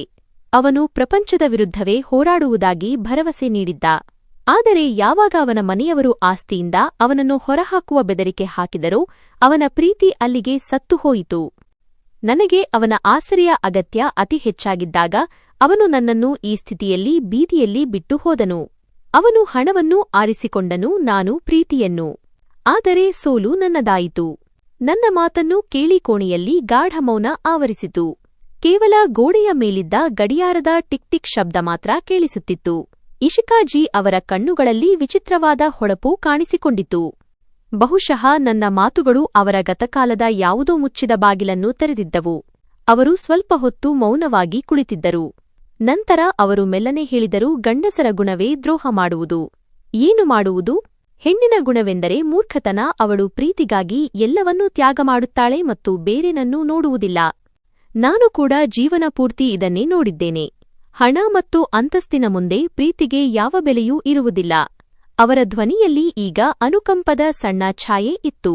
ಅವರು ನನಗೆ ಕುರ್ಚಿಯನ್ನು ಹತ್ತಿರ ಎಳೆದುಕೊಳ್ಳಲು ಸನ್ನೆ ಮಾಡಿ, ಇಲ್ಲಿ ಬಾ, ನನ್ನ ಹತ್ತಿರ ಕುಳಿತುಕೋ ಎಂದರು. ನಾನು ಬಗ್ಗಿ ಅವರ ಹತ್ತಿರ ಕುಳಿತೆ. ಅವರು ಈಗ ನನ್ನನ್ನು ಹೆಚ್ಚು ಸೂಕ್ಷ್ಮವಾಗಿ ನೋಡುತ್ತಿದ್ದರು. ನನ್ನ ಕಣ್ಣುಗಳಲ್ಲಿನ ಆತಂಕವನ್ನು ನೋಡುತ್ತಾ, ನನ್ನ ಕಣ್ಣುಗಳಲ್ಲಿ ಅಡಗಿರುವ ಯಾವುದೋ ವಿಷಯವನ್ನು ಓದಲು ಪ್ರಯತ್ನಿಸುತ್ತಿರುವಂತೆ ಕಾಣುತ್ತಿತ್ತು. ನಿನ್ನ ಕಣ್ಣುಗಳು ತುಂಬಾ ಉದಾಸೀನವಾಗಿವೆ. ಹಲವು ವರ್ಷಗಳ ಹಿಂದೆ ನಾನು ಬೇರೊಬ್ಬರ ಕಣ್ಣುಗಳಲ್ಲಿ ನೋಡಿದಂತೆಯೇ ಇವೆ ಎಂದು ತಮಗೆ ತಾವೇ ಮಾತನಾಡಿಕೊಳ್ಳುವಂತೆ ಹೇಳಿದರು. ನಂತರ ಇದ್ದಕ್ಕಿದ್ದಂತೆ ಅವರು ನನ್ನನ್ನು ಕೇಳಿದರು, ನೀನು ಯಾವ ಊರಿನವಳು? ಮತ್ತು ನಿನ್ನ ತಂದೆ ತಾಯಿ ಯಾರು? ಅವರು ಬದುಕಿದ್ದಾರೆಯೇ? ನಾನು ಅಹಮದಾಬಾದ್ನವಳೇ ಎಂದು ಹೇಳಿದೆ. ನನ್ನ ಅಮ್ಮಪ್ಪ ಕೂಡ ಈಗ ಪ್ರಪಂಚದಲ್ಲಿಲ್ಲ. ನಾನು ಅನಾಥಳಾಗಿದ್ದೇನೆ ಎಂದು ಹೇಳಿದೆ. ಇಶಿಕಾಜಿ ಅವರ ಆಸಕ್ತಿ ಈಗ ಹೆಚ್ಚಾಗುತ್ತಿತ್ತು. ಮೊದಲು ಕಠಿಣವಾಗಿದ್ದ ಅವರ ವರ್ತನೆ ಈಗ ಮೃದುವಾಗುತ್ತಿತ್ತು. ಬಹುಶಃ ಒಂಟಿತನ ಮನುಷ್ಯನನ್ನು ಮಾತನಾಡಲು ನೆಪ ಹುಡುಕುವಂತೆ ಮಾಡುತ್ತದೆ, ಅಥವಾ ಯಾವುದೋ ಕಾಣದ ಸಂಬಂಧ ಅವರನ್ನು ಸೆಳೆಯುತ್ತಿತ್ತು. ಅವರು ನನ್ನನ್ನು ಮತ್ತೆ ಕೇಳಿದರು, ನಿನ್ನ ತಂದೆ ತಾಯಿಯ ಬಗ್ಗೆ ಹೇಳು. ಅವರು ಏನು ಮಾಡುತ್ತಿದ್ದರು? ಅವರ ಕೆಲಸವೇನಿತ್ತು? ನಾನು ಒಂದು ದೀರ್ಘ ನಿಟ್ಟುಸಿರು ಬಿಟ್ಟು ಹಳೆಯ ನೆನಪುಗಳಲ್ಲಿ ಕಳೆದುಹೋದೆ. ನನ್ನ ತಂದೆ ಪ್ರಪಂಚದ ಅತ್ಯುತ್ತಮ ವ್ಯಕ್ತಿಯಾಗಿದ್ದರು. ಅವರು ಬಡವರಾಗಿದ್ದರು, ನನ್ನನ್ನು ರಾಜಕುಮಾರಿಯಂತೆ ಸಾಕಿದರು. ನನ್ನ ಪ್ರತಿಯೊಂದು ಆಸೆಯನ್ನು ಪೂರೈಸಿದರು. ಅವರು ನನಗೆ ಎಂದಿಗೂ ಯಾವುದೇ ಕೊರತೆ ಬಾರದಂತೆ ನೋಡಿಕೊಂಡರು. ಅವರು ಒಬ್ಬ ಸಂಗೀತಗಾರರಾಗಿದ್ದರು, ಮ್ಯೂಸಿಷಿಯನ್. ತುಂಬಾ ಪರಿಶುದ್ಧ ಮತ್ತು ಒಳ್ಳೆಯ ಮನಸ್ಸಿನ ವ್ಯಕ್ತಿ. ಅವರು ಆಗಾಗ್ಗೆ ಪಿಟೀಲು, ವಯೋಲಿನ್ ನುಡಿಸುತ್ತಿದ್ದರು ಮತ್ತು ಅವರ ರಾಗದಲ್ಲಿ ಎಷ್ಟು ನೋವಿರುತ್ತಿತ್ತೆಂದರೆ ಕೇಳುವವರು ಕೂಡ ತಕ್ಷಣ ಅಳುತ್ತಿದ್ದರು. ಈ ವಾದ್ಯ ನನ್ನ ಹೃದಯದ ಧ್ವನಿ ಎಂದು ಅವರು ಹೇಳುತ್ತಿದ್ದರು. ನಾನು ಪಿಟೀಲು ಮತ್ತು ಸಂಗೀತದ ಬಗ್ಗೆ ಹೇಳಿದ ತಕ್ಷಣ ಇಶಿಕಾಜಿ ಅವರ ಮುಖದ ಭಾವನೆಗಳು ಬದಲಾಗತೊಡಗಿದವು. ಅವರ ಹಣೆಯ ಮೇಲೆ ಸುಕ್ಕುಗಳು ಮೂಡಿದವು ಮತ್ತು ಅವರು ನೇರವಾಗಿ ಕುಳಿತರು. ಅವರ ಉಸಿರಾಟದ ವೇಗ ಸ್ವಲ್ಪ ಹೆಚ್ಚಾಯಿತು. ಸಂಗೀತಗಾರರೇ, ಅವರು ತಕ್ಷಣ ನನ್ನ ಮಾತನ್ನು ಪುನರುಚ್ಚರಿಸಿದರು. ಅವರ ಹೆಸರೇನು? ನಾನು ಅವರ ಕಣ್ಣುಗಳಲ್ಲಿ ನೋಡುತ್ತಾ ಉತ್ತರಿಸಿದೆ, ಅವರ ಹೆಸರು ತನಿಷ್. ಹೆಸರು ಕೇಳಿದ ತಕ್ಷಣ ಇಶಿಕಾಜಿ ದಂಗಾಗಿ ಹೋದರು. ಕುರ್ಚಿಯ ಹಿಡಿಕೆಯನ್ನು ಹಿಡಿದಿದ್ದ ಅವರ ಕೈ ಬಿಳಿಚಿಕೊಂಡಿತು. ಅವರು ಅದನ್ನು ಜೋರಾಗಿ ಅದುಮಿದರು. ಆದರೆ ಆ ಕ್ಷಣದ ಭಾವನೆಗಳನ್ನು ತಕ್ಷಣವೇ ಹತೋಟಿಗೆ ತರಲು ಪ್ರಯತ್ನಿಸಿದರು. ಕೋಣೆಯ ವಾತಾವರಣ ಈಗ ಭಾರವಾಗಿತ್ತು. ವರ್ಷಗಳಿಂದ ಹುದುಗಿ ಹೋಗಿದ್ದ ಒಂದು ರಹಸ್ಯ ಈ ಕೋಣೆಯ ಗಾಳಿಯಲ್ಲಿ ತೇಲಾಡಲಾರಂಭಿಸಿತು. ಆದರೆ ನನಗೆ ಅದರ ಅರಿವಿರಲಿಲ್ಲ. ನಾನು ನನ್ನ ಮಾತನ್ನು ಮುಂದುವರಿಸುತ್ತಾ ಹೇಳಿದೆ, ಅಪ್ಪ ಯಾವಾಗಲೂ ಉದಾಸೀನರಾಗಿರುತ್ತಿದ್ದರು. ತಮ್ಮ ಜೀವನದಲ್ಲಿ ಎಂದಿಗೂ ಮುಗಿಯದ ಒಂದು ಚಡಪಡಿಕೆ ಇದೆ ಎಂದು ಹೇಳುತ್ತಿದ್ದರು. ಅವರು ನನಗೆ ಎಂದಿಗೂ ಮುಕ್ತವಾಗಿ ಏನನ್ನೂ ಹೇಳಲಿಲ್ಲ. ಆದರೆ ಅವರು ಯಾರದ್ದೋ ನೆನಪಿನಲ್ಲಿ ಕಳೆದು ಹೋಗಿರುತ್ತಾರೆ ಎಂದು ನನಗೆ ಅನ್ನಿಸುತ್ತಿತ್ತು. ಇಶಿಕಾಜಿ ಅವರ ಕಣ್ಣುಗಳು ಈಗ ತೇವವಾಗುತ್ತಿದ್ದವು. ಆದರೆ ಅವರು ಮುಖ ತಿರುಗಿಸಿ ತಮ್ಮ ಕಣ್ಣೀರನ್ನು ಮರೆಮಾಚುತ್ತಿದ್ದರು. ಅವರ ಹೃದಯ ಜೋರಾಗಿ ಬಡಿದುಕೊಳ್ಳುತ್ತಿತ್ತು. ತಾವು ಅಂದುಕೊಳ್ಳುತ್ತಿರುವ ತನಿಷ್ ಇವರೇನಾ ಎಂದು ತಿಳಿಯಲು ಅವರು ಬಯಸುತ್ತಿದ್ದರು. ಇದು ಕೇವಲ ಕಾಕತಾಳೀಯವಾಗಿರಬಹುದು ಎಂದುಕೊಂಡರು. ಅವರು ತಮ್ಮ ಒಣಗಿದ ತುಟಿಗಳ ಮೇಲೆ ನಾಲಿಗೆಯನ್ನು ಆಡಿಸುತ್ತಾ ತಮ್ಮ ಧ್ವನಿ ನಡುಗುವುದನ್ನು ತಡೆದು ನನ್ನನ್ನು ಆ ಪ್ರಶ್ನೆ ಕೇಳಿಯೇ ಬಿಟ್ಟರು. ಅದು ಅವರ ಉಳಿದ ಜೀವನದ ದಿಕ್ಕನ್ನೇ ಬದಲಾಯಿಸಲಿತ್ತು. ಅವರು ನನ್ನ ಕಡೆಗೆ ತಿರುಗಿ ಆಳವಾದ ಮತ್ತು ಸ್ವಲ್ಪ ಭಯಭೀತ ದೃಷ್ಟಿಯಿಂದ ನೋಡುತ್ತಾ ಕೇಳಿದರು, ಮತ್ತು ನಿನ್ನ ತಾಯಿ, ನಿನ್ನ ತಂದೆ ಯಾರನ್ನೂ ಮದುವೆಯಾಗಿದ್ದರು? ಮತ್ತು ನಿನ್ನ ತಾತನ ಹೆಸರೇನು? ನನ್ನ ಬಾಯಿಂದ ಹೊರಬಂದ ಶಬ್ದಗಳು ವಾತಾವರಣದಲ್ಲಿ ಪ್ರತಿಧ್ವನಿಸಿದವು. ನಾನು ನನ್ನ ತಾತನ ಹೆಸರು ಅವಿರಾಜ್ ಮತ್ತು ನನ್ನ ಅಮ್ಮನ ಹೆಸರು ದಿಶಾ ಎಂದು ಹೇಳಿದ ತಕ್ಷಣ ಕೋಣೆಯಲ್ಲಿದ್ದ ಮೌನ ಛಿದ್ರವಾಯಿತು. ಇಶಿಕಾಜಿ ಅವರ ಮುಖ ಈಗಾಗಲೇ ಕೆಂಪಾಗುತ್ತಿತ್ತು, ಈಗ ಸಂಪೂರ್ಣ ಬಿಳಿಚಿಕೊಂಡಿತು. ಅವರ ದೇಹದಿಂದ ರಕ್ತದ ಕೊನೆಯ ಹನಿಯನ್ನು ಹಿಂಡಿತೆಗೆದಂತೆ. ಅವರ ಕಣ್ಣುಗಳು ಅಗಲವಾದವು ಮತ್ತು ಉಸಿರು ಎದೆಯಲ್ಲೇ ಸಿಕ್ಕಿಹಾಕಿಕೊಂಡಿತು. ಅವರು ನನ್ನನ್ನು ಹೇಗೆ ನೋಡುತ್ತಿದ್ದರೆಂದರೆ ನಾನೊಬ್ಬ ಜೀವಂತ ಮನುಷ್ಯಳಲ್ಲ. ಬದಲಿಗೆ ಅವರ ಗತಕಾಲದ ಯಾವುದೋ ದೆವ್ವವು ಸತ್ತ ಮೇಲೂ ಎದುರಿಗೆ ಬಂದು ನಿಂತಿದೆಯೆಂಬಂತೆ. ಅವರ ನಡುಗುವ ತುಟಿಗಳು ಏನನ್ನೋ ಹೇಳಲು ಬಯಸುತ್ತಿದ್ದವು, ಆದರೆ ಧ್ವನಿ ಅವರನ್ನು ಕೈಬಿಟ್ಟಿತ್ತು. ಅವರ ಸ್ಥಿತಿಯನ್ನು ನೋಡಿ ನಾನು ಕೆಟ್ಟದಾಗಿ ಹೆದರಿದೆ. ನಾನು ನನ್ನ ಜಾಗದಿಂದ ಎದ್ದು ಅವರ ಬಳಿ ಹೋಗಿ ಅವರ ಕೈಯನ್ನು ಹಿಡಿದುಕೊಂಡೇ. ಅದು ಮಂಜುಗಡ್ಡೆಯಂತೆ ತಣ್ಣಗಾಗಿತ್ತು. ಅಮ್ಮಾಜಿ, ಏನಾಯ್ತು? ನಾನು ಡಾಕ್ಟರನ್ನು ಕರೆಯಲೇ? ನನ್ನ ಧ್ವನಿಯಲ್ಲಿ ಭಯವಿತ್ತು. ನನ್ನ ಈ ಸ್ಪರ್ಶ ಅವರನ್ನು ಯಾವುದೋ ಆಳವಾದ ಕಂದಕಕ್ಕೆ ಬೀಳದಂತೆ ಉಳಿಸಿತು. ಅವರು ಒಂದೇ ಬಾರಿಗೆ ದೀರ್ಘ ಉಸಿರು ತೆಗೆದುಕೊಂಡರು ಮತ್ತು ತಮ್ಮ ಕಣ್ಣುಗಳನ್ನು ಕೆಳಕ್ಕೆ ಇಳಿಸಿದರು. ಅವರ ಕಣ್ಣಿನ ಮೂಲೆಗಳಿಂದ 2 ದಪ್ಪ ಹನಿ ಕಣ್ಣೀರು ಅವರ ಸುಕ್ಕುಗಟ್ಟಿದ ಕೆನ್ನೆಯ ಮೇಲೆ ಹರಿದು ಬಂತು. ಅವರು ಬೇಡವೆಂದು ತಲೆ ಅಲ್ಲಾಡಿಸಿದರು ಮತ್ತು ಕಷ್ಟಪಟ್ಟು ಕೈ ಎತ್ತಿ ನನಗೆ ನಿಲ್ಲುವಂತೆ ಸೂಚಿಸಿದರು. ಅವರು ತಮ್ಮನ್ನು ತಾವು ಸಮಾಧಾನಪಡಿಸಿಕೊಳ್ಳಲು ಪ್ರಯತ್ನಿಸುತ್ತಿದ್ದರು. ನನ್ನ ಅಪ್ಪ, ಅಮ್ಮ ಮತ್ತು ತಾತನ ಹೆಸರಿನಲ್ಲಿ ಅಂತಹದ್ದೇನಿತ್ತು? ಅದು ಆ ಧೈರ್ಯಶಾಲಿ ಮಹಿಳೆಯನ್ನು ಹೀಗೆ ಒಡೆದು ಹಾಕಿತ್ತು ಎಂಬುದು ನನಗೆ ಅರ್ಥವಾಗುತ್ತಿರಲಿಲ್ಲ. ಸ್ವಲ್ಪ ಸಮಯದವರೆಗೆ ಅವರು ಕಣ್ಣು ಮುಚ್ಚಿ ಕುರ್ಚಿಯ ಹಿಂಭಾಗಕ್ಕೆ ತಲೆ ಒರಗಿಸಿ ದೀರ್ಘವಾಗಿ ಉಸಿರಾಡುತ್ತಿದ್ದರು. ಅವರು ಕಣ್ಣು ತೆರೆದಾಗ ಅವುಗಳಲ್ಲಿ ವಿಚಿತ್ರವಾದ ಶೂನ್ಯತೆ ಮತ್ತು ಜೊತೆಗೆ ವಾತ್ಸಲ್ಯ ಉಕ್ಕಿಬರುತ್ತಿತ್ತು. ಇದನ್ನು ನಾನು ಹಿಂದೆಂದೂ ನೋಡಿರಲಿಲ್ಲ. ಅವರು ನನ್ನ ಕೈಯನ್ನು ತಮ್ಮ 2 ಕೈಗಳಲ್ಲಿ ತೆಗೆದುಕೊಂಡು ಅದನ್ನು ತಮ್ಮ ಹಣೆಗೆ ಒತ್ತಿಕೊಂಡರು. ಈ ವರ್ತನೆ ಎಷ್ಟು ಅನಿರೀಕ್ಷಿತ ಮತ್ತು ಭಾವನಾತ್ಮಕವಾಗಿತ್ತೆಂದರೆ ನಾನು ಆಶ್ಚರ್ಯಚಕಿತಳಾದೆ. ಬೇಡ ಮಗಳೇ, ಡಾಕ್ಟರ್ ಅಗತ್ಯವಿಲ್ಲ. ಕೇವಲ ಕೆಲವು ಹಳೆಯ ನೆನಪುಗಳು. ಅವು ಕೆಲವೊಮ್ಮೆ ಹೃದಯದ ಬಾಗಿಲು ತಟ್ಟಿ ಮನುಷ್ಯನನ್ನು ನಿರ್ಜೀವಗೊಳಿಸುತ್ತವೆ. ನೀನು ಅವಿರಾಜ್ಜಿ ಅವರ ಮೊಮ್ಮಗಳು ಮತ್ತು ತನಿಷ್ನ ಮಗಳು. ಅವರು ಈ ಹೆಸರುಗಳನ್ನು ಎಷ್ಟೊಂದು ಪವಿತ್ರವಾಗಿ ಹೇಳುತ್ತಿದ್ದರೆಂದರೆ ಯಾವುದೋ ದೈವಿಕ ವಸ್ತುವಿನ ಹೆಸರು ಹೇಳುತ್ತಿರುವಂತೆ ಇತ್ತು. ಅವರ ಧ್ವನಿಯಲ್ಲಿ ಎಂತಹ ನೋವು ಮತ್ತು ಆಪ್ತತೆ ಇತ್ತೆಂದರೆ ನನ್ನ ಹೃದಯವೂ ತುಂಬಿ ಬಂತು. ಹೌದು, ಆದರೆ ನಿಮಗೆ ಅವರು ಹೇಗೆ ಗೊತ್ತು? ನೀವು ಹೆಸರು ಹೇಳುವ ರೀತಿಯನ್ನು ನೋಡಿದರೆ ನಿಮಗೆ ಈ ಹೆಸರುಗಳು ಮೊದಲೇ ತಿಳಿದಿವೆ ಎಂದು ಅನ್ನಿಸುತ್ತಿದೆ. ನನ್ನ ತಲೆಯಲ್ಲಿ ಪದೇ ಪದೇ ಸುತ್ತುತ್ತಿದ್ದ ಆ ಪ್ರಶ್ನೆಯನ್ನು ನಾನು ಮತ್ತೆ ಕೇಳಿದೆ. ಇಶಿಕಾಜಿ ನನ್ನ ಕಣ್ಣುಗಳಲ್ಲಿ ನೋಡುತ್ತಾ ವಿಷಾದದ ನಗುವಿನೊಂದಿಗೆ ಉತ್ತರಿಸಿದರು, ಅಹಮದಾಬಾದ್ ತುಂಬಾ ಚಿಕ್ಕ ನಗರವಾಮಿಕ ಮತ್ತು ಹಳೆಯ ಕಾಲದಲ್ಲಿ ಎಲ್ಲರೂ ಒಬ್ಬರಿಗೊಬ್ಬರು ಪರಿಚಿತರಾಗಿದ್ದರು. ನಾನು ನಿನ್ನ ಅಜ್ಜನನ್ನು ತುಂಬಾ ಗೌರವಿಸುತ್ತಿದ್ದೆ ಮತ್ತು ನಿನ್ನ ತಂದೆಯ ಪ್ರತಿಭೆಯನ್ನು ಮೆಚ್ಚುತ್ತಿದ್ದೆ. ಇಷ್ಟು ತಿಳಿದುಕೋ, ನಿನ್ನ ಕುಟುಂಬ ನನಗೆ ಅಪರಿಚಿತವಲ್ಲ. ನಾನು ಅವರನ್ನು ಚೆನ್ನಾಗಿ ಬಲ್ಲವಳಾಗಿದ್ದೆ. ಅವರು ಸತ್ಯವನ್ನು ಬಹಳ ಸುಂದರವಾಗಿ ಮರೆಮಾಚಿದ್ದರು. ಆದರೆ ಅವರ ಈ ವರ್ತನೆ ವಿಷಯ ಬರೀ ಪರಿಚಯ ಮಾತ್ರವಲ್ಲ, ಅದಕ್ಕಿಂತ ಆಳವಾಗಿದೆ ಎಂದು ಹೇಳುತ್ತಿತ್ತು. ಆ ರಾತ್ರಿಯ ನಂತರ ನನ್ನ ಮತ್ತು ಇಶಿಕಾಜಿ ಅವರ ಜೀವನದ ನಕ್ಷೆಯೇ ಬದಲಾಯಿತು. ಆ ಮಹಿಳೆ ಯಾರು ತಮ್ಮ ಕೋಣೆಯಿಂದ ಹೊರಬರಲು ಇಷ್ಟಪಡುತ್ತಿರಲಿಲ್ಲವೋ, ಯಾರು ತಮ್ಮ ಏಕಾಂತವನ್ನೇ ಹೊದ್ದುಕೊಂಡು ಮಲಗುತ್ತಿದ್ದರೋ ಹಠಾತ್ತನೆ ಅವರ ಬದುಕುವ ಉದ್ದೇಶ ಬದಲಾಯಿತು. ಮುಂದಿನ ವಾರವೇ ಅವರು ಓಲ್ಡ್ ಏಜ್ ಹೋಮ್ನ ಇನ್ಚಾರ್ಜ್ ಅವರನ್ನು ಕರೆದು ಕಠಿಣ ಸ್ವರದಲ್ಲಿ ಹೇಳಿದರು, ವಾಮಿಕಾ ಇಂದಿನಿಂದ ಸಾಮಾನ್ಯ ಕೆಲಸದವಳಲ್ಲ ಅಥವಾ ಇಲ್ಲಿ ವಾಸಿಸುವವರಲ್ಲಿ ಒಬ್ಬಳಲ್ಲ. ಇವಳು ನನ್ನ ಮಗಳ ಹಾಗೆ. ಇವಳ ಹಾಸಿಗೆ ನನ್ನ ಕೋಣೆಯಲ್ಲಿಯೇ ಇರುತ್ತದೆ. ಇವಳ ಆಹಾರ ಹಾಗೂ ಔಷಧಿಗಳ ಬಗ್ಗೆ ವಿಶೇಷ ಗಮನ ಹರಿಸಬೇಕು. ಅವಳ ಎಲ್ಲಾ ಖರ್ಚುಗಳನ್ನು ನಾನೇ ಭರಿಸುತ್ತೇನೆ. ಇಶಿಕಾಜಿ ಇಲ್ಲಿಯವರೆಗೆ ಯಾರೊಂದಿಗೂ ಇಷ್ಟು ಸಹಾನುಭೂತಿ ತೋರಿಸದ ಕಾರಣ ಇನ್ಚಾರ್ಜ್ ಮತ್ತು ಉಳಿದ ಸಿಬ್ಬಂದಿ ಆಶ್ಚರ್ಯದಿಂದ ಬಾಯಿ ತೆರೆದುಕೊಂಡು ನನ್ನನ್ನು ನೋಡುತ್ತಿದ್ದರು. ನನಗಂತೂ ಇದೆಲ್ಲಾ ಒಂದು ಕನಸಿಗಿಂತ ಕಡಿಮೆಯಿರಲಿಲ್ಲ. ಬಹುಶಃ ದೇವರು ನನ್ನ ತಾಳ್ಮೆಯ ಫಲವನ್ನು ನನಗೆ ನೀಡಿದ್ದಾನೆ ಎಂದು ನನಗೆ ಅನ್ನಿಸಿತು. ನಾನು ಅವರ ನಿರ್ಧಾರದ ಬಗ್ಗೆ ಏನಾದರೂ ಹೇಳಲು ಬಯಸಿದೆ. ನಾನು ಅವರಿಗೆ ಹೊರೆಯಾಗಲು ಇಷ್ಟಪಡುವುದಿಲ್ಲ, ಅವರು ಹಾಗೆ ಮಾಡಬಾರದು ಎಂದು. ಆದರೆ ಅವರು ನನ್ನ ಕೈ ಮೇಲೆ ಕೈ ಇಟ್ಟು ನನ್ನನ್ನು ಸುಮ್ಮನಿರಿಸಿದರು ಮತ್ತು ಹೇಳಿದರು, ನೀನು ಹೊರೆಯಲ್ಲ ವಾಮಿಕಾ ಮಗಳೇ. ನೀನು ನನ್ನ ಆ ನೆಮ್ಮದಿ, ಅದಕ್ಕಾಗಿ ನಾನು ನನ್ನ ಇಡೀ ಜೀವನವನ್ನು ಕಳೆದುಕೊಂಡೆ. ನನಗೇನಾದರೂ ಮಾಡಲು ಅವಕಾಶ ಕೊಡು. ಹಾಗಾದರೆ ನಾನು ಅಲ್ಲ. ನೀನು ನನ್ನ ಮೇಲೆ ಉಪಕಾರ ಮಾಡುತ್ತಿದ್ದೀಯಾ? ನಾನು ಅವರ ಕೋಣೆಗೆ ಶಿಫ್ಟ್ ಆದೆ ಮತ್ತು ಎಂದೋ ಮೌನ ಹಾಗೂ ವಿಷಾದದ ತಾಣವಾಗಿದ್ದ ಆ ಕೋಣೆಯಲ್ಲಿ ಈಗ ಜೀವನದ ಸಂಭ್ರಮ ಶುರುವಾಗಿತ್ತು. ಇಶಿಕಾಜಿ ನನಗಾಗಿ ಹೊಸ ಬಟ್ಟೆಗಳನ್ನು ತರಿಸಿದರು. ನನಗಾಗಿ ಒಣಹಣ್ಣುಗಳು, ಹಣ್ಣು ಮತ್ತು ಶಕ್ತಿಯ ಎಲ್ಲಾ ಔಷಧಿಗಳನ್ನು ತರಿಸಿದರು. ಅವರು ದಿನವಿಡೀ ನನ್ನನ್ನು ತಮ್ಮ ಹತ್ತಿರವೇ ಕೂರಿಸಿಕೊಳ್ಳುತ್ತಿದ್ದರು ಮತ್ತು ನನಗೆ ಬಲವಂತವಾಗಿ ಊಟ ಮಾಡಿಸುತ್ತಿದ್ದರು. ಅವರು ನನ್ನ ಹೊಟ್ಟೆಯ ಮೇಲೆ ಕೈ ಇಟ್ಟು ಗಂಟೆಗಟ್ಟಲೆ ಏನನ್ನೂ ಯೋಚಿಸುತ್ತಿದ್ದರು. ಅವರ ಮುಖದ ಮೇಲೆ ಕೆಲವೊಮ್ಮೆ ನಗು ಮತ್ತು ಕೆಲವೊಮ್ಮೆ ಆಳವಾದ ಪಶ್ಚಾತ್ತಾಪ ಕಾಣುತ್ತಿತ್ತು. ಅವರು ಆಗಾಗ್ಗೆ ನನ್ನ ಬಳಿ ನನ್ನ ತಂದೆಯ ಬಗ್ಗೆ ಕೇಳುತ್ತಿದ್ದರು. ತನಿಷ್ಗೆ ಯಾವ ಬಣ್ಣ ಇಷ್ಟವಿತ್ತು? ಅವರು ಊಟದಲ್ಲಿ ಏನು ಇಷ್ಟಪಡುತ್ತಿದ್ದರು? ಅವರು ಎಂದಾದರೂ ನನ್ನ ಬಗ್ಗೆ ಮಾತನಾಡುತ್ತಿದ್ದರಾ? ಅಪ್ಪನಿಗೆ ನೀಲಿ ಬಣ್ಣ ತುಂಬಾ ಇಷ್ಟವಿತ್ತು ಮತ್ತು ಮಳೆಗಾಲದಲ್ಲಿ ಅವರು ಪಿಟೀಲು ವಯಲಿನ್ ತೆಗೆದುಕೊಂಡು ಟೆರೇಸ್ ಮೇಲೆ ಕುಳಿತುಕೊಳ್ಳುತ್ತಿದ್ದರು ಮತ್ತು ಗಂಟೆಗಟ್ಟಲೆ ಒಂದೇ ದುಃಖದ ರಾಗವನ್ನು ನುಡಿಸುತ್ತಿದ್ದರು ಎಂದು ನಾನು ಹೇಳುತ್ತಿದ್ದೆ.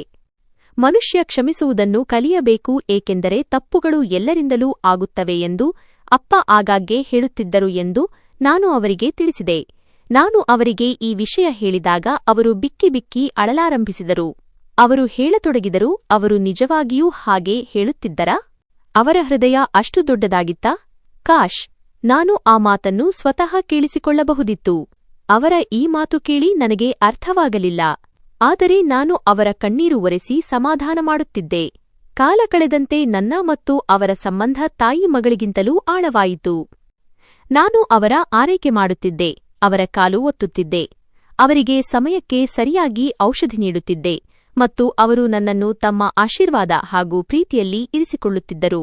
ಅವರು ತಮ್ಮ ಆಸ್ತಿಗಿಂತ ಹೆಚ್ಚಾಗಿ ನನಗೆ ಮಹತ್ವ ನೀಡುತ್ತಾರೆ ಎಂದು ನನಗೆ ಅನ್ನಿಸುತ್ತಿತ್ತು. ಒಂದು ದಿನ ಅವರು ತಮ್ಮ ಪತಿಯ ಬಗ್ಗೆ ಹೇಳಿದರು. ಅವರ ಹೆಸರನ್ನು ಅವರು ನನ್ನ ಮುಂದೆ ಎಂದೂ ಪ್ರಸ್ತಾಪಿಸಲಿಲ್ಲ. ಅವರು ತುಂಬಾ ಶ್ರೀಮಂತರಾಗಿದ್ದರು, ಆದರೆ ಅವರೊಂದಿಗೆ ಅವರೆಂದೂ ಸಂತೋಷವಾಗಿರಲು ಸಾಧ್ಯವಾಗಲಿಲ್ಲ. ವಾಮಿಕಾ, ಸಂಪತ್ತು ಮನುಷ್ಯನಿಗೆ ಸೌಕರ್ಯಗಳನ್ನು ನೀಡಬಹುದು, ಆದರೆ ನೆಮ್ಮದಿಯನ್ನಲ್ಲ ಎಂದು ಅವರು ಹೇಳಿದರು. ನಾನು ನೆಮ್ಮದಿಯನ್ನು ಖರೀದಿಸಲು ತುಂಬಾ ಪ್ರಯತ್ನಿಸಿದೆ, ಆದರೆ ಬದಲಾಗಿ ನನ್ನ ನಿದ್ದೆಯನ್ನೇ ಮಾರಿಕೊಂಡೆ. ಅವರ ಮಾತುಗಳು ಯಾವಾಗಲೂ ಒಗಟುಗಳಂತೆಯೇ ಇರುತ್ತಿದ್ದವು. ಒಂದು ಸಂಜೆ ನಾನು ಅವರ ತಲೆಗೆ ಎಣ್ಣೆ ಹಚ್ಚುತ್ತಿದ್ದಾಗ ಅವರು ಬೆಚ್ಚಿಬಿದ್ದು ನನ್ನ ಕೈ ಹಿಡಿದುಕೊಂಡರು ಮತ್ತು ಕೇಳಿದರು, ಯಾರಾದರೂ ನಿನ್ನ ಆಪ್ತರೊಂದಿಗೆ ತುಂಬಾ ಕೆಟ್ಟದ್ದನ್ನು ಮಾಡಿದ್ದಾರೆ ಎಂದು ನಿನಗೆ ಎಂದಾದರೂ ತಿಳಿದರೆ ನೀನು ಅವರನ್ನು ಕ್ಷಮಿಸುತ್ತೀಯಾ? ಅಪ್ಪ ಹೇಳುತ್ತಿದ್ದರು, ಕ್ಷಮಿಸುವವರನ್ನು ದೇವರು ತುಂಬಾ ಇಷ್ಟಪಡುತ್ತಾನೆ ಎಂದು. ಯಾರಾದರೂ ನಿಜವಾದ ಮನಸ್ಸಿನಿಂದ ಕ್ಷಮೆ ಕೇಳಿದರೆ ಅವರನ್ನು ಕ್ಷಮಿಸಬೇಕು ಎಂದು ನಾನು ಉತ್ತರಿಸಿದೆ. ನನ್ನ ಮಾತು ಕೇಳಿ ಅವರು ನನ್ನ ಕೈಗೆ ಮುತ್ತಿಟ್ಟರು ಮತ್ತು ನೀನು ಅಚ್ಚು ನಿನ್ನ ತಂದೆಯಂತೆಯೇ ಇದ್ದೀಯಾ ಎಂದರು. ಅದೇ ಮೃದುತ್ವ, ಅದೇ ದಯೆ. ದೇವರು ನಿನ್ನನ್ನು ಯಾವಾಗಲೂ ಸಂತೋಷವಾಗಿಡಲಿ. ಈ ತಿಂಗಳುಗಳಲ್ಲಿ ಇಶಿಕಾಜಿ ಅವರ ಆರೋಗ್ಯ ವೇಗವಾಗಿ ಹದಗೆಡಲಾರಂಭಿಸಿತು. ಬಹುಶಃ ಅವರೊಳಗಿನ ಶಕ್ತಿ ಮತ್ತು ಕಳೆದ ಕಾಲದ ಹೊರೆ ಅವರನ್ನು ಟೊಳ್ಳು ಮಾಡುತ್ತಿತ್ತು. ವೈದ್ಯರು ಬರುತ್ತಿದ್ದರೂ ತಪಾಸಣೆ ಮಾಡಿ ತಲೆ ಆಡಿಸುತ್ತಾ ಹೋಗುತ್ತಿದ್ದರು. ಅವರ ಹೃದಯದ ಕವಾಟಗಳು ಕುಗ್ಗುತ್ತಿವೆ ಮತ್ತು ಈಗ ಅವರ ಬಳಿ ಸಮಯವೂ ತುಂಬಾ ಕಡಿಮೆಯಿದೆ ಎಂದು ಅವರು ಹೇಳುತ್ತಿದ್ದರು. ಇದನ್ನು ಕೇಳಿ ನನ್ನ ಕಾಲ ಕೆಳಗಿನ ಭೂಮಿ ಸರಿದಂತಾಗುತ್ತಿತ್ತು. ನಾನೀಗ ತಾನೇ ಒಂದು ಆಸರೆ ಕಂಡುಕೊಂಡಿದ್ದೆ. ನಾನು ಅವರನ್ನು ಕಳೆದುಕೊಳ್ಳಲು ಬಯಸಿರಲಿಲ್ಲ. ನಾನು ರಾತ್ರಿ ಎದ್ದು ಅವರ ಉಸಿರಾಟವನ್ನು ಪರೀಕ್ಷಿಸುತ್ತಿದ್ದೆ, ಅವರಿಗಾಗಿ ಪ್ರಾರ್ಥಿಸುತ್ತಿದ್ದೆ. ಇಶಿಕಾಜಿ ನನ್ನ ಸೇವೆಯನ್ನು ನೋಡಿ ಮುಗುಳ್ನಗುತ್ತಿದ್ದರು ಮತ್ತು ಹುಚ್ಚಿ, ಹೋಗುವವರನ್ನು ಯಾರಾದರೂ ತಡೆಯಲು ಸಾಧ್ಯವೇ ಎಂದು ಹೇಳುತ್ತಿದ್ದರು. ನಾನು ನಿನ್ನ ಕೈಗಳಲ್ಲಿ ಪ್ರಾಣ ಬಿಡುತ್ತಿರುವುದಕ್ಕೆ ನನಗೆ ಸಂತೋಷವಿದೆ. ಕನಿಷ್ಠ ನಮ್ಮವರು ಎಂದು ಯಾರಾದರೂ ಇದ್ದಾರಲ್ಲ. ನನ್ನ ಬಳಿ ನಮ್ಮವರು ಎಂಬ ಈ ಪದದ ಮೇಲೆ ಅವರು ಹೆಚ್ಚು ಒತ್ತು ನೀಡುತ್ತಿದ್ದರು. ಅವರ ಸಮಯ ಹತ್ತಿರವಾಗುತ್ತಿದ್ದಂತೆ ಅವರ ಚಡಪಡಿಕೆ ಹೆಚ್ಚಾಗುತ್ತಲೇ ಇತ್ತು. ಅವರು ಪದೇ ಪದೇ ತಮ್ಮ ವಕೀಲರಿಗೆ ಕರೆ ಮಾಡುತ್ತಿದ್ದರು ಮತ್ತು ಯಾವುದೋ ಕಾಗದದ ಬಗ್ಗೆ ಕೇಳುತ್ತಿದ್ದರು. ಆ ಅಮಾನತನ್ನು ಅದರ ಹಕ್ಕುದಾರರಿಗೆ ತಲುಪಿಸಿದಾಗ ಮಾತ್ರ ನನಗೆ ನೆಮ್ಮದಿ ಸಿಗುತ್ತದೆ ಎಂದು ಅವರು ಹೇಳುತ್ತಿದ್ದರು. ಬಹುಶಃ ಅವರು ಯಾವುದಾದರೂ ಎನ್ಜಿಒ ಇತ್ಯಾದಿಗಳಿಗೆ ಹಣ ನೀಡಲು ಬಯಸುತ್ತಿದ್ದಾರೆ ಎಂದು ನಾನು ಅಂದುಕೊಂಡೆ. ಈಗ ಚಳಿಗಾಲ ಮುಗಿಯುತ್ತಿತ್ತು ಮತ್ತು ಇಶಿಕಾಜಿ ಅವರ ಆರೋಗ್ಯ ತುಂಬಾ ಕೆಡಲಾರಂಭಿಸಿತು. ಅವರು ಈಗ ಹಾಸಿಗೆಯಿಂದ ಏಳಲು ಕೂಡ ಅಸಮರ್ಥರಾಗಿದ್ದರು. ನಾನು ಅವರಿಗೆ ಚಮಚದಿಂದ ತಿನ್ನಿಸುತ್ತಿದ್ದೆ ಮತ್ತು ಅವರು ಮಕ್ಕಳಂತೆ ಬಾಯಿ ತೆರೆಯುತ್ತಿದ್ದರು. ಅವರ ಕಣ್ಣಿನ ದೃಷ್ಟಿಯು ಮಂದವಾಗಲಾರಂಭಿಸಿತು. ಆದರೆ ನಾನು ಅವರ ಹತ್ತಿರ ಬಂದಾಗಲೆಲ್ಲ ಅವರು ನನ್ನನ್ನು ಗುರುತಿಸುತ್ತಿದ್ದರು. ಒಂದು ರಾತ್ರಿ ಅವರ ಆರೋಗ್ಯ ತುಂಬಾ ಹದಗೆಡಲಾರಂಭಿಸಿತು. ಉಸಿರಾಟ ನಿಲ್ಲುವಂತಾಯಿತು ಮತ್ತು ಎದೆಯಲ್ಲಿ ವಿಪರೀತ ನೋವು ಕಾಣಿಸಿಕೊಂಡಿತು. ನಾನು ವೈದ್ಯರಿಗೆ ಎಮರ್ಜೆನ್ಸಿ ಕರೆ ಮಾಡಿದೆ. ವೈದ್ಯರು ಬಂದು ಇಂಜೆಕ್ಷನ್ ನೀಡಿದರು ಮತ್ತು ನನ್ನನ್ನು ಹೊರಗೆ ಕರೆದೊಯ್ದು ವಾಮಿಕಾ ಇವರ ಸಮಯ ಮುಗಿದಿದೆ ಎಂದು ಹೇಳಿದರು. ಈಗ ಔಷಧಿ ಅಲ್ಲ ಮಗಳೇ, ಪ್ರಾರ್ಥನೆಯ ಅವಶ್ಯಕತೆಯಿದೆ. ಇವರು ಇಂದಿನ ರಾತ್ರಿ ಕಳೆಯುವುದು ಕಷ್ಟ. ಇದನ್ನು ಕೇಳಿ ನನ್ನ ತಲೆಯ ಮೇಲೆ ಆಕಾಶವೇ ಬಿದ್ದಂತಾಯಿತು. ನಾನು ಅಳುತ್ತಾ ಅವರ ಕೋಣೆಗೆ ಮರಳಿದೆ. ಅವರ ಕಣ್ಣುಗಳು ತೇವವಾಗಿದ್ದವು ಮತ್ತು ಮೇಲ್ಛಾವಣಿಯನ್ನು ನೋಡುತ್ತಿದ್ದವು. ನನ್ನನ್ನು ನೋಡಿ ಅವರು ಕೈ ಅಲ್ಲಾಡಿಸಿದರು. ನಾನು ಓಡಿ ಅವರ ಬಳಿ ಹೋದೆ. ಅವರ ತಲೆದಿಂಬಿನ ಬಳಿ ಕುಳಿತೆ. ಅವರು ನನ್ನ ಕೈಯನ್ನು ತಮ್ಮ ದುರ್ಬಲ ಮತ್ತು ತಣ್ಣನೆಯ ಕೈಗಳಲ್ಲಿ ತೆಗೆದುಕೊಂಡರು. ಅವರ ಹಿಡಿತದಲ್ಲಿ ಇನ್ನೂ ಒಂದು ವಿಚಿತ್ರ ಶಕ್ತಿಯಿತ್ತು. ಅಳಬೇಡ ಮಗಳೇ, ನನ್ನ ಮಗುವೆ. ಅವರ ಧ್ವನಿ ತುಂಬಾ ಮೃದು ಮತ್ತು ಒಡೆದಂತಿತ್ತು. ಸಾವು ಒಂದು ಸತ್ಯ. ನಾನು ಯಾವಾಗಲೂ ಸತ್ತು ಹೋಗಿದ್ದೆ. ಇಂದು ಕೇವಲ ಆತ್ಮದೇಹದಿಂದ ಹೊರಬರುತ್ತಿದೆ. ನೀವು ನನ್ನನ್ನು ಬಿಟ್ಟು ಹೋಗಬೇಡಿ ಎಂದು ನಾನು ಬಿಕ್ಕಳಿಸುತ್ತಾ ಹೇಳಿದೆ. ಈ ಜಗತ್ತಿನಲ್ಲಿ ನಿಮ್ಮನ್ನು ಬಿಟ್ಟರೆ ನನಗೆ ಯಾರೂ ಇಲ್ಲ. ಅವರು ನನ್ನ ಕಣ್ಣೀರು ಒರೆಸಿದರು ಮತ್ತು ನಾನು ನಿನ್ನನ್ನು ಎಂದಿಗೂ ಒಂಟಿಯಾಗಿ ಬಿಡುವುದಿಲ್ಲ ಎಂದರು. ನನ್ನ ನೆರಳು ಯಾವಾಗಲೂ ನಿನ್ನೊಂದಿಗೆ ಇರುತ್ತದೆ. ವಾಮಿಕಾ, ಈಗ ನನ್ನ ಒಂದು ಮಾತನ್ನು ಗಮನವಿಟ್ಟು ಕೇಳು. ಅವರು ತಮ್ಮ ಸಂಪೂರ್ಣ ಶಕ್ತಿಯನ್ನು ಒಟ್ಟುಗೂಡಿಸಿ ನನ್ನ ಕಡೆ ನೋಡಿದರು.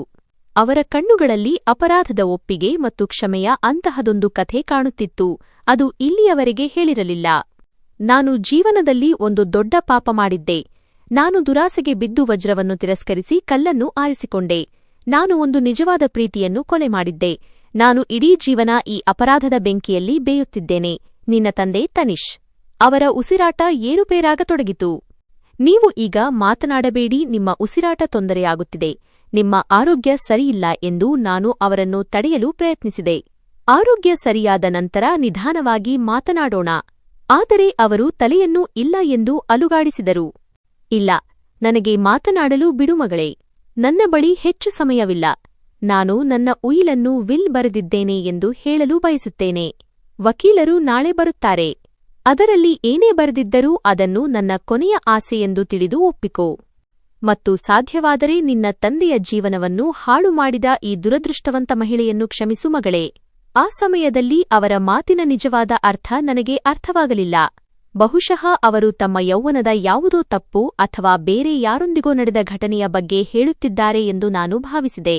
ನಾನು ಅಳುತ್ತಲೇ, ನಾನು ನಿಮ್ಮನ್ನು ಕ್ಷಮಿಸಿದ್ದೇನೆ ಎಂದು ಹೇಳಿದೆ. ದೇವರು ಕೂಡ ನಿಮ್ಮನ್ನು ಕ್ಷಮಿಸುತ್ತಾನೆ. ನೀವು ತುಂಬಾ ಒಳ್ಳೆಯವರು. ನೀವು ನನಗೆ ಇಷ್ಟು ಆಸರೆ ನೀಡಿದ್ದೀರಿ. ನನ್ನ ಬಗ್ಗೆ ಇಷ್ಟು ಕಾಳಜಿ ವಹಿಸಿದ್ದೀರಿ.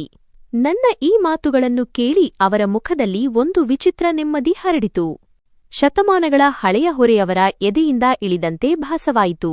ಅವರ ತುಟಿಗಳ ಮೇಲೆ ಸಣ್ಣ ನಗು ಮೂಡಿತು. ಅವರು ತಮ್ಮ ಮಂದವಾದ ಕಣ್ಣುಗಳಿಂದ ಕೊನೆಯ ಬಾರಿ ನನ್ನ ಮುಖವನ್ನು ನೋಡಿದರು. ಬಹುಶಃ ಈ ಮುಖದಲ್ಲಿ ಅವರಿಗೆ ತಮ್ಮ ಕಳೆದುಹೋದ ಪ್ರೀತಿ, ಕಳೆದ ಸಮಯ ಮತ್ತು ತಮ್ಮ ವಂಶ ಕಾಣುತ್ತಿತ್ತು. ಅವರು ತಕ್ಷಣ ಕಣ್ಣು ಮುಚ್ಚಿಕೊಂಡರು ಮತ್ತು ತನಿಷ್, ನಾನು ಬರುತ್ತಿದ್ದೇನೆ ಎಂದು ನಿಧಾನವಾಗಿ ಹೇಳಿದರು. ಈ ಮಾತುಗಳು ಎಷ್ಟು ಹಗುರವಾದ ಧ್ವನಿಯಲ್ಲಿ ಬಂದವೆಂದರೆ ನಾನು ಕಷ್ಟಪಟ್ಟು ಕೇಳಿಸಿಕೊಂಡೆ. ಅದರೊಂದಿಗೆ ಅವರ ಕುತ್ತಿಗೆ ನನ್ನ ಕೈ ಮೇಲೆ ಬಾಗಿತು. ಅವರ ಕಣ್ಣುಗಳು ಕಲ್ಲಾದವು ಮತ್ತು ಕುತ್ತಿಗೆ ನನ್ನ ಕಡೆ ವಾಲಿತು. ಕೋಣೆಯಲ್ಲಿದ್ದ ಯಂತ್ರದ ದೀರ್ಘವಾದ ಬೀಪ್ ಶಬ್ದವು ಕೋಟ್ಯಾಂತರ ರೂಪಾಯಿಗಳ ಒಡತಿಯಾಗಿದ್ದರೂ ಭಾವನಾತ್ಮಕವಾಗಿ ಬಡವಾಗಿದ್ದ ಆ ಮಹಿಳೆ ಈ ಪ್ರಪಂಚದಿಂದ ನಿರ್ಗಮಿಸಿದ್ದಾರೆ ಎಂದು ಘೋಷಿಸಿತು. ನಾನು ಅವರ ಎದೆಯ ಮೇಲೆ ತಲೆ ಇಟ್ಟು ಜೋರಾಗಿ ಕಿರುಚಿದೆ. ನನ್ನ ಧ್ವನಿ ಈ ಹವೇಲಿಯ ಗೋಡೆಗಳಿಗೆ ಅಪ್ಪಳಿಸಿ ಪ್ರತಿಧ್ವನಿಸಿತು. ಹೊರಗೆ ಆಕಾಶದಲ್ಲಿ ಮೋಘಗಳು ಜೋರಾಗಿ ಗರ್ಜಿಸಿದವು ಮತ್ತು ಧಾರಾಕಾರ ಮಳೆ ಪ್ರಾರಂಭವಾಯಿತು. ಈ ಅಪೂರ್ಣ ಪ್ರೀತಿ ಮತ್ತು ಪಶ್ಚಾತ್ತಾಪದ ಸಾವಿಗೆ ಪ್ರಕೃತಿಯು ಅಳುತ್ತಿರುವಂತಿತ್ತು. ಓಲ್ಡ್ ಏಜ್ ಹೋಮ್ನ ಸಿಬ್ಬಂದಿ ಓಡೋಡಿ ಬಂದರು. ಆದರೆ ಅಲ್ಲಿ ಅಳುವುದನ್ನು ಬಿಟ್ಟು ಮಾಡಲು ಏನೂ ಇರಲಿಲ್ಲ. ನಾನು ಅಲ್ಲಿಯೇ ಅವರ ಹಾಸಿಗೆಯ ಬಳಿ ನೆಲದ ಮೇಲೆ ಕುಳಿತೆ. ಅವರ ಕೈ ಇನ್ನೂ ನನ್ನ ಕೈಯಲ್ಲಿಯೇ ಇತ್ತು. ಆದರೆ ಈಗ ಅದರಲ್ಲಿ ಜೀವವಿರಲಿಲ್ಲ. ನಾನು ಇಂದು ಮತ್ತೊಮ್ಮೆ ನನ್ನ ಪೋಷಕರನ್ನು ಕಳೆದುಕೊಂಡೆ ಎಂದು ನನಗೆ ಅನ್ನಿಸಿತು. ನಾನು ಮತ್ತೆ ಅನಾಥಳಾಗಿದ್ದೆ. ನಾಳೆ ಬೆಳಿಗ್ಗೆ ಸೂರ್ಯ ಉದಯಿಸಿದಾಗ ಅದು ನನಗಾಗಿ ಒಂದು ಹೊಸ ಪರೀಕ್ಷೆಯನ್ನು ತರುತ್ತದೆ ಎಂದು ನನಗೆ ತಿಳಿದಿರಲಿಲ್ಲ. ನಾನು ಯಾವ ಮಹಿಳೆಗಾಗಿ ಇಷ್ಟೊಂದು ಅಳುತ್ತಿದ್ದೇನೆಯೋ ಅದೇ ಮಹಿಳೆ ನನ್ನ ಕಳೆದ ಸಮಯದ ಇಷ್ಟೊಂದು ದುಃಖಗಳಿಗೆ ಕಾರಣವಾಗಿದ್ದಳು. ಆದರೆ ಈಗ ನನ್ನ ಭವಿಷ್ಯದ ಬುನಾದಿಯೂ ಆಗಿದ್ದಳು. ಆ ಸಮಯದಲ್ಲಿ ಕೇವಲ ದುಃಖವಿತ್ತು ಮತ್ತು ಕತ್ತಲೆಯಿತ್ತು. ನನ್ನ ಅಸ್ತಿತ್ವವನ್ನೇ ನುಂಗಿಹಾಕುವಂತಹ ಮೌನವಿತ್ತು.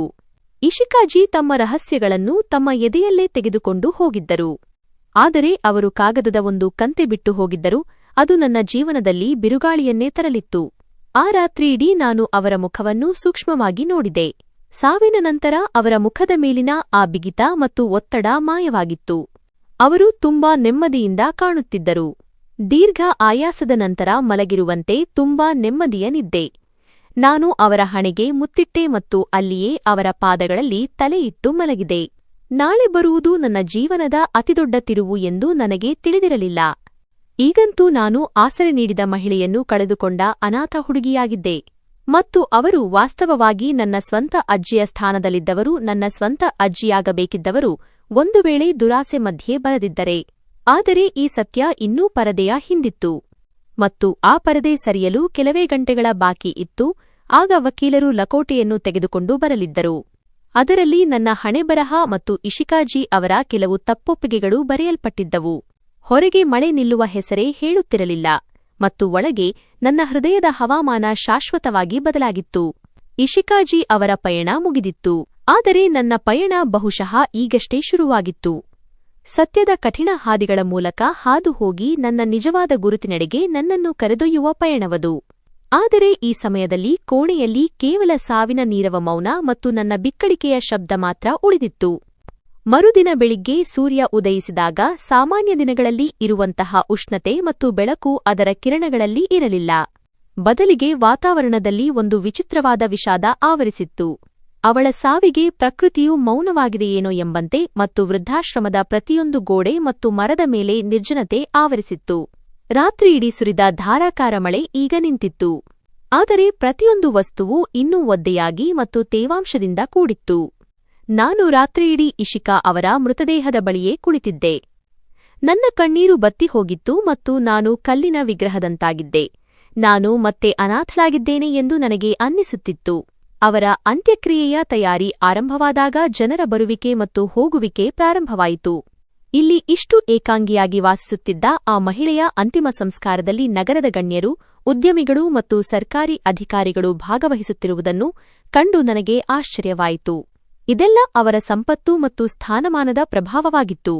ಆದರೆ ನನ್ನ ಮನಸ್ಸಿನಲ್ಲಿದ್ದ ದುಃಖ ಅವರಾರ ಮುಖದಲ್ಲೂ ಇರಲಿಲ್ಲ. ಅವರೆಲ್ಲರೂ ಕೇವಲ ಔಪಚಾರಿಕತೆಗಾಗಿ ಬಂದಿದ್ದರು. ಅಂತ್ಯಕ್ರಿಯೆಯ ನಂತರ ನಾವು ವೃದ್ಧಾಶ್ರಮಕ್ಕೆ ಮರಳಿದಾಗ ಅಲ್ಲಿನ ವಾತಾವರಣ ಭಾರವಾಗಿತ್ತು. ಯಾವುದಾದರೂ ಮೂಲೆಯಲ್ಲಿ ಅವಿತು ಅಳಬೇಕೆಂದು ನನ್ನ ಮನಸ್ಸು ಹಂಬಲಿಸುತ್ತಿತ್ತು. ಆದರೆ ಪ್ರಕೃತಿ ನನಗಾಗಿ ಇನ್ನೊಂದು ಪರೀಕ್ಷೆಯನ್ನು ಸಿದ್ಧಪಡಿಸಿತ್ತು. ಮಧ್ಯಾಹ್ನದ ವೇಳೆ ಕಪ್ಪು ಬಣ್ಣದ ಹೊಳೆಯುವ ಕಾರೊಂದು ವೃದ್ಧಾಶ್ರಮದ ಗೇಟಿನೊಳಗೆ ಬಂತು. ಅದರಿಂದ ಕಪ್ಪು ಕೋಟ್ ಧರಿಸಿದ್ದ ಮತ್ತು ಕೈಯಲ್ಲಿ ಚರ್ಮದ ಬ್ರೀಫ್ ಕೇಸ್ ಹಿಡಿದಿದ್ದ ಸುಮಾರು 50 ವರ್ಷದ ವ್ಯಕ್ತಿಯೊಬ್ಬರು ಇಳಿದರು. ಇವರು ಇಶಿಕಾ ಅವರ ಕುಟುಂಬದ ವಕೀಲರಾದ ಆರ್ಯನ್ ಆಗಿದ್ದರು. ಅವರ ಮುಖದಲ್ಲಿ ಗಾಂಭೀರ್ಯವಿತ್ತು ಮತ್ತು ಕಣ್ಣುಗಳಲ್ಲಿ ಆಳವಾದ ರಹಸ್ಯವೊಂದು ಅಡಗಿತ್ತು. ಅವರು ನೇರವಾಗಿ ಇನ್ಚಾರ್ಜ್ ಕಚೇರಿಗೆ ಹೋದರು ಮತ್ತು ಸ್ವಲ್ಪ ಸಮಯದ ನಂತರ ನನ್ನನ್ನು ಅಲ್ಲಿಗೆ ಕರೆಯಲಾಯಿತು. ನಾನು ಕಚೇರಿಯನ್ನು ಪ್ರವೇಶಿಸಿದಾಗ ವಕೀಲರು ನನ್ನನ್ನು ಸೂಕ್ಷ್ಮವಾಗಿ ಗಮನಿಸಿದರು. ಅವರ ನೋಟದಲ್ಲಿ ಒಂದು ವಿಚಿತ್ರವಾದ ಗುರುತು ಇತ್ತು. ಅವರು ನನ್ನನ್ನು ಮೊದಲೇ ಬಲ್ಲವರಂತೆ ಅಥವಾ ನನಗಾಗಿ ಕಾಯುತ್ತಿದ್ದವರಂತೆ ಕಾಣುತ್ತಿದ್ದರು. ಕೋಣೆಯಲ್ಲಿ ಇನ್ಚಾರ್ಜ್ ಮಹಿಳೆ ಕೂಡ ಇದ್ದರು. ಅವರು ತುಂಬಾ ಚಿಂತಿತರಾಗಿದ್ದಂತೆ ತೋರುತ್ತಿದ್ದರು. ವಕೀಲರು ಸೂಚನೆ ನೀಡಿದಾಗ ನಾನು ಕುರ್ಚಿಯ ಮೇಲೆ ಕುಳಿತುಕೊಂಡೆ. ನನ್ನ ಎದೆಯ ಬಡಿತ ಹೆಚ್ಚಾಗುತ್ತಿತ್ತು ಮತ್ತು ನನ್ನ ಜೊತೆಗಿದ್ದವರು ಈಗ ಇಲ್ಲದಿರುವುದರಿಂದ ಬಹುಶಃ ನಾನೀಗ ಇಲ್ಲಿಂದ ಹೋಗಬೇಕಾಗಬಹುದು ಎಂದು ನನಗೆ ಅನ್ನಿಸಿತು. ಅಡ್ವೊಕೇಟ್ ಆರ್ಯನ್ ಮಾತನಾಡಲು ಪ್ರಾರಂಭಿಸಿದರು. ವಾಮಿಕಾ ಅವರೇ, ನಾನು ಇಶಿಕಾ ಅವರ ಕಾನೂನು ಸಲಹೆಗಾರ ಮತ್ತು ಅವರ ಹಳೆಯ ಕುಟುಂಬ ಸ್ನೇಹಿತ. ಕಳೆದ 30 ವರ್ಷಗಳಿಂದ ನಾನು ಅವರ ಎಲ್ಲಾ ಕಾನೂನು ವ್ಯವಹಾರಗಳನ್ನು ನೋಡಿಕೊಳ್ಳುತ್ತಿದ್ದೇನೆ. ಆದರೆ ನಿನ್ನೆ ರಾತ್ರಿ ಅವರು ನನಗೆ ವಹಿಸಿದ ಉಯಿಲು ಮತ್ತು ಜವಾಬ್ದಾರಿ ಅಂತಹದ್ದಾಗಿದೆ. ನನ್ನ ಇಡೀ ಜೀವನದಲ್ಲಿ ಅಂತಹ ಉದಾಹರಣೆಯನ್ನು ನಾನು ನೋಡಿಲ್ಲ.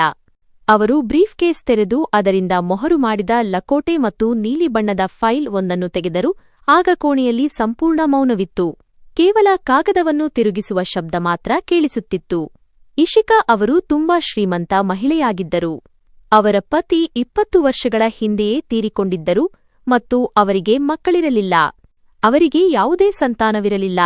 ಅವರ ಆಸ್ತಿಯಲ್ಲಿ ಡಿಫೆನ್ಸ್ನಲ್ಲಿ 2 ಬಂಗಲೆಗಳು, 1 ವಾಣಿಜ್ಯ ಪ್ಲಾಟ್, 3 ಕಾರ್ಖಾನೆಗಳ ಷೇರುಗಳು ಮತ್ತು ಬ್ಯಾಂಕ್ನಲ್ಲಿ ಕೋಟಿಗಟ್ಟಲೆ ನಗದು ಸೇರಿದೆ. ಇದಲ್ಲದೆ ಹಲವಾರು ತಲೆಮಾರುಗಳಿಂದ ನಡೆದುಕೊಂಡು ಬಂದಿರುವ ಅವರ ಕುಟುಂಬದ ಆಭರಣಗಳ ಒಡೆತನವೇ ಬೇರೆಯಿದೆ. ನಾನು ಎಲ್ಲವನ್ನೂ ಆಶ್ಚರ್ಯದಿಂದ ಕೇಳುತ್ತಿದ್ದೆ. ಅವರು ಇದೆಲ್ಲವನ್ನೂ ನನಗೆ ಏಕೆ ಹೇಳುತ್ತಿದ್ದಾರೆ? ಈ ಸಂಪತ್ತಿನ ರಾಶಿಗೂ ನನಗೂ ಏನು ಸಂಬಂಧ? ನಾನಂತೂ ಅವರು ವಾಸಿಸಲು ಜಾಗ ನೀಡಿದ ಒಂದು ನಿರ್ಗತಿಕ ಹುಡುಗಿಯಾಗಿದ್ದೆ. ವಕೀಲರು ಒಂದು ಕ್ಷಣ ಸುಮ್ಮನಾಗಿ ನನ್ನ ಕಣ್ಣುಗಳಲ್ಲಿ ನೋಡುತ್ತಾ ಆ ಬಾಂಬ್ ಸಿಡಿಸಿದರು. ಅದರ ಪ್ರತಿಧ್ವನಿ ನನ್ನ ಉಳಿದ ಜೀವನದುದ್ದಕ್ಕೂ ಕೇಳಿಸಲಿದೆ. ವಾಮಿಕಾ ಅವರೇ, ಇಶಿಕಾ ಅವರು ತಮ್ಮ ಸಂಪೂರ್ಣ ಪ್ರಜ್ಞೆಯಲ್ಲಿ ಮತ್ತು ಯಾವುದೇ ಒತ್ತಡವಿಲ್ಲದೆ ತಮ್ಮ ಎಲ್ಲಾ ಆಸ್ತಿ, ಬ್ಯಾಂಕ್ ಬ್ಯಾಲೆನ್ಸ್ ಮತ್ತು ಆಭರಣಗಳನ್ನು ನಿಮ್ಮ ಮತ್ತು ನಿಮ್ಮ ಹೊಟ್ಟೆಯಲ್ಲಿ ಬೆಳೆಯುತ್ತಿರುವ ಮಗುವಿನ ಹೆಸರಿಗೆ ಬರೆದಿದ್ದಾರೆ. ಇದನ್ನು ಕೇಳಿದ ಕೂಡಲೇ ನನ್ನ ಕಾಲ ಕೆಳಗಿನ ಭೂಮಿ ಸರಿದಂತಾಯಿತು. ಇನ್ಚಾರ್ಜ್ ಮಹಿಳೆಯ ಬಾಯಿಂದ ತಕ್ಷಣವೇ ಚೀರಾಟ ಹೊರಬಂತು ಮತ್ತು ಅವರು ಆಶ್ಚರ್ಯದಿಂದ ಬಾಯಿಯ ಮೇಲೆ ಕೈ ಇಟ್ಟುಕೊಂಡರು. ನಾನು ಕುಳಿತಿದ್ದ ಜಾಗದಿಂದ ಎದ್ದು ನಿಂತೆ. ಇದು ಹೇಗೆ ಸಾಧ್ಯ? ನಾನು ಅವರಿಗೆ ಕೇವಲ ಒಬ್ಬ ಅಪರಿಚಿತ ಮಹಿಳೆಯಾಗಿದ್ದೆ, ಒಬ್ಬ ಕೆಲಸದಾಕೆಯಾಗಿದ್ದೆ. ಅವರು ನನಗೆ ಇಷ್ಟು ದೊಡ್ಡ ಸಂಪತ್ತನ್ನು ಏಕೆ ಕೊಟ್ಟು ಹೋದರು? ಇಲ್ಲ, ಇದೆಲ್ಲವೂ ತಪ್ಪು. ನಾನು ಇದನ್ನು ಇಟ್ಟುಕೊಳ್ಳಲು ಸಾಧ್ಯವಿಲ್ಲ. ನನ್ನ ತಲೆ ಗಿರಗುಟ್ಟಿದಂತಾಗಿತ್ತು. ಅಪರಿಚಿತರ ಮೇಲೆ ಯಾರಾದರೂ ಇಷ್ಟೊಂದು ದಯೆ ತೋರಲು ಹೇಗೆ ಸಾಧ್ಯ ಎಂಬುದು ನನಗೆ ಅರ್ಥವಾಗುತ್ತಿರಲಿಲ್ಲ. ವಕೀಲರು ನನ್ನನ್ನು ಕುಳಿತುಕೊಳ್ಳುವಂತೆ ಸೂಚಿಸಿದರು ಮತ್ತು ಕುಳಿತುಕೊಳ್ಳಿ ಮಗಳೇ. ಇದು ಯಾವುದೇ ಭಾವನಾತ್ಮಕ ನಿರ್ಧಾರವಲ್ಲ. ಇದು ಯೋಚಿಸಿ ತೆಗೆದುಕೊಂಡ ನಿರ್ಧಾರವಾಗಿದೆ ಮತ್ತು ಇದರ ಹಿಂದೆ ಬಹಳ ದೊಡ್ಡ ಕಾರಣವಿದೆ ಎಂದು ಹೇಳಿದರು. ಇಶಿಕಾ ಅವರು ಸಾಯುವವರೆಗೂ ಮುಚ್ಚಿಟ್ಟಿದ್ದ ಒಂದು ರಹಸ್ಯವಿದೆ. ಆದರೆ ಈಗ ನಿಮಗೆ ಎಲ್ಲಾ ಸತ್ಯ ತಿಳಿಯಬೇಕೆಂದು ಅವರು ಬಯಸಿದ್ದರು. ಅವರು ಆ ಮೊಹರು ಮಾಡಿದ ಲಕೋಟೆಯನ್ನು ನನ್ನ ಕಡೆಗೆ ನೀಡಿದರು. ಅದರ ಮೇಲೆ ನಡುಗುವ ಕೈಗಳಿಂದ ನನ್ನ ಹೆಸರನ್ನು ಬರೆಯಲಾಗಿತ್ತು. ಈ ಪತ್ರವನ್ನು ಅವರೇ ನನಗೆ ನೀಡಿದ್ದರು ಮತ್ತು ಇದನ್ನು ನೀವು ಮಾತ್ರ ಓದಬೇಕು ಎಂದು ಹೇಳಿದ್ದರು. ಇದರಲ್ಲಿ ನಿಮ್ಮ ಪ್ರತಿಯೊಂದು ಪ್ರಶ್ನೆಗೂ ಉತ್ತರವಿದೆ. ನಾನು ನಡುಗುವ ಕೈಗಳಿಂದ ಆ ಲಕೋಟೆಯನ್ನು ತೆಗೆದುಕೊಂಡೆ ಮತ್ತು ಅದನ್ನು ತೆರೆಯುವಾಗ ನನ್ನ ಕೈಗಳು ವಿಪರೀತವಾಗಿ ನಡುಗುತ್ತಿದ್ದವು. ಒಳಗಿನಿಂದ ಕಣ್ಣೀರಿನ ಕಲೆಗಳಿದ್ದ ಸುವಾಸನೆಯುಳ್ಳ ಕಾಗದವೊಂದು ಹೊರಬಂತು. ಇವು ಇಶಿಕಾ ಅವರು ನನ್ನೊಂದಿಗೆ ಮಾತನಾಡಲು ಬಯಸಿದ್ದ ಕೊನೆಯ ಮಾತುಗಳಾಗಿದ್ದವು.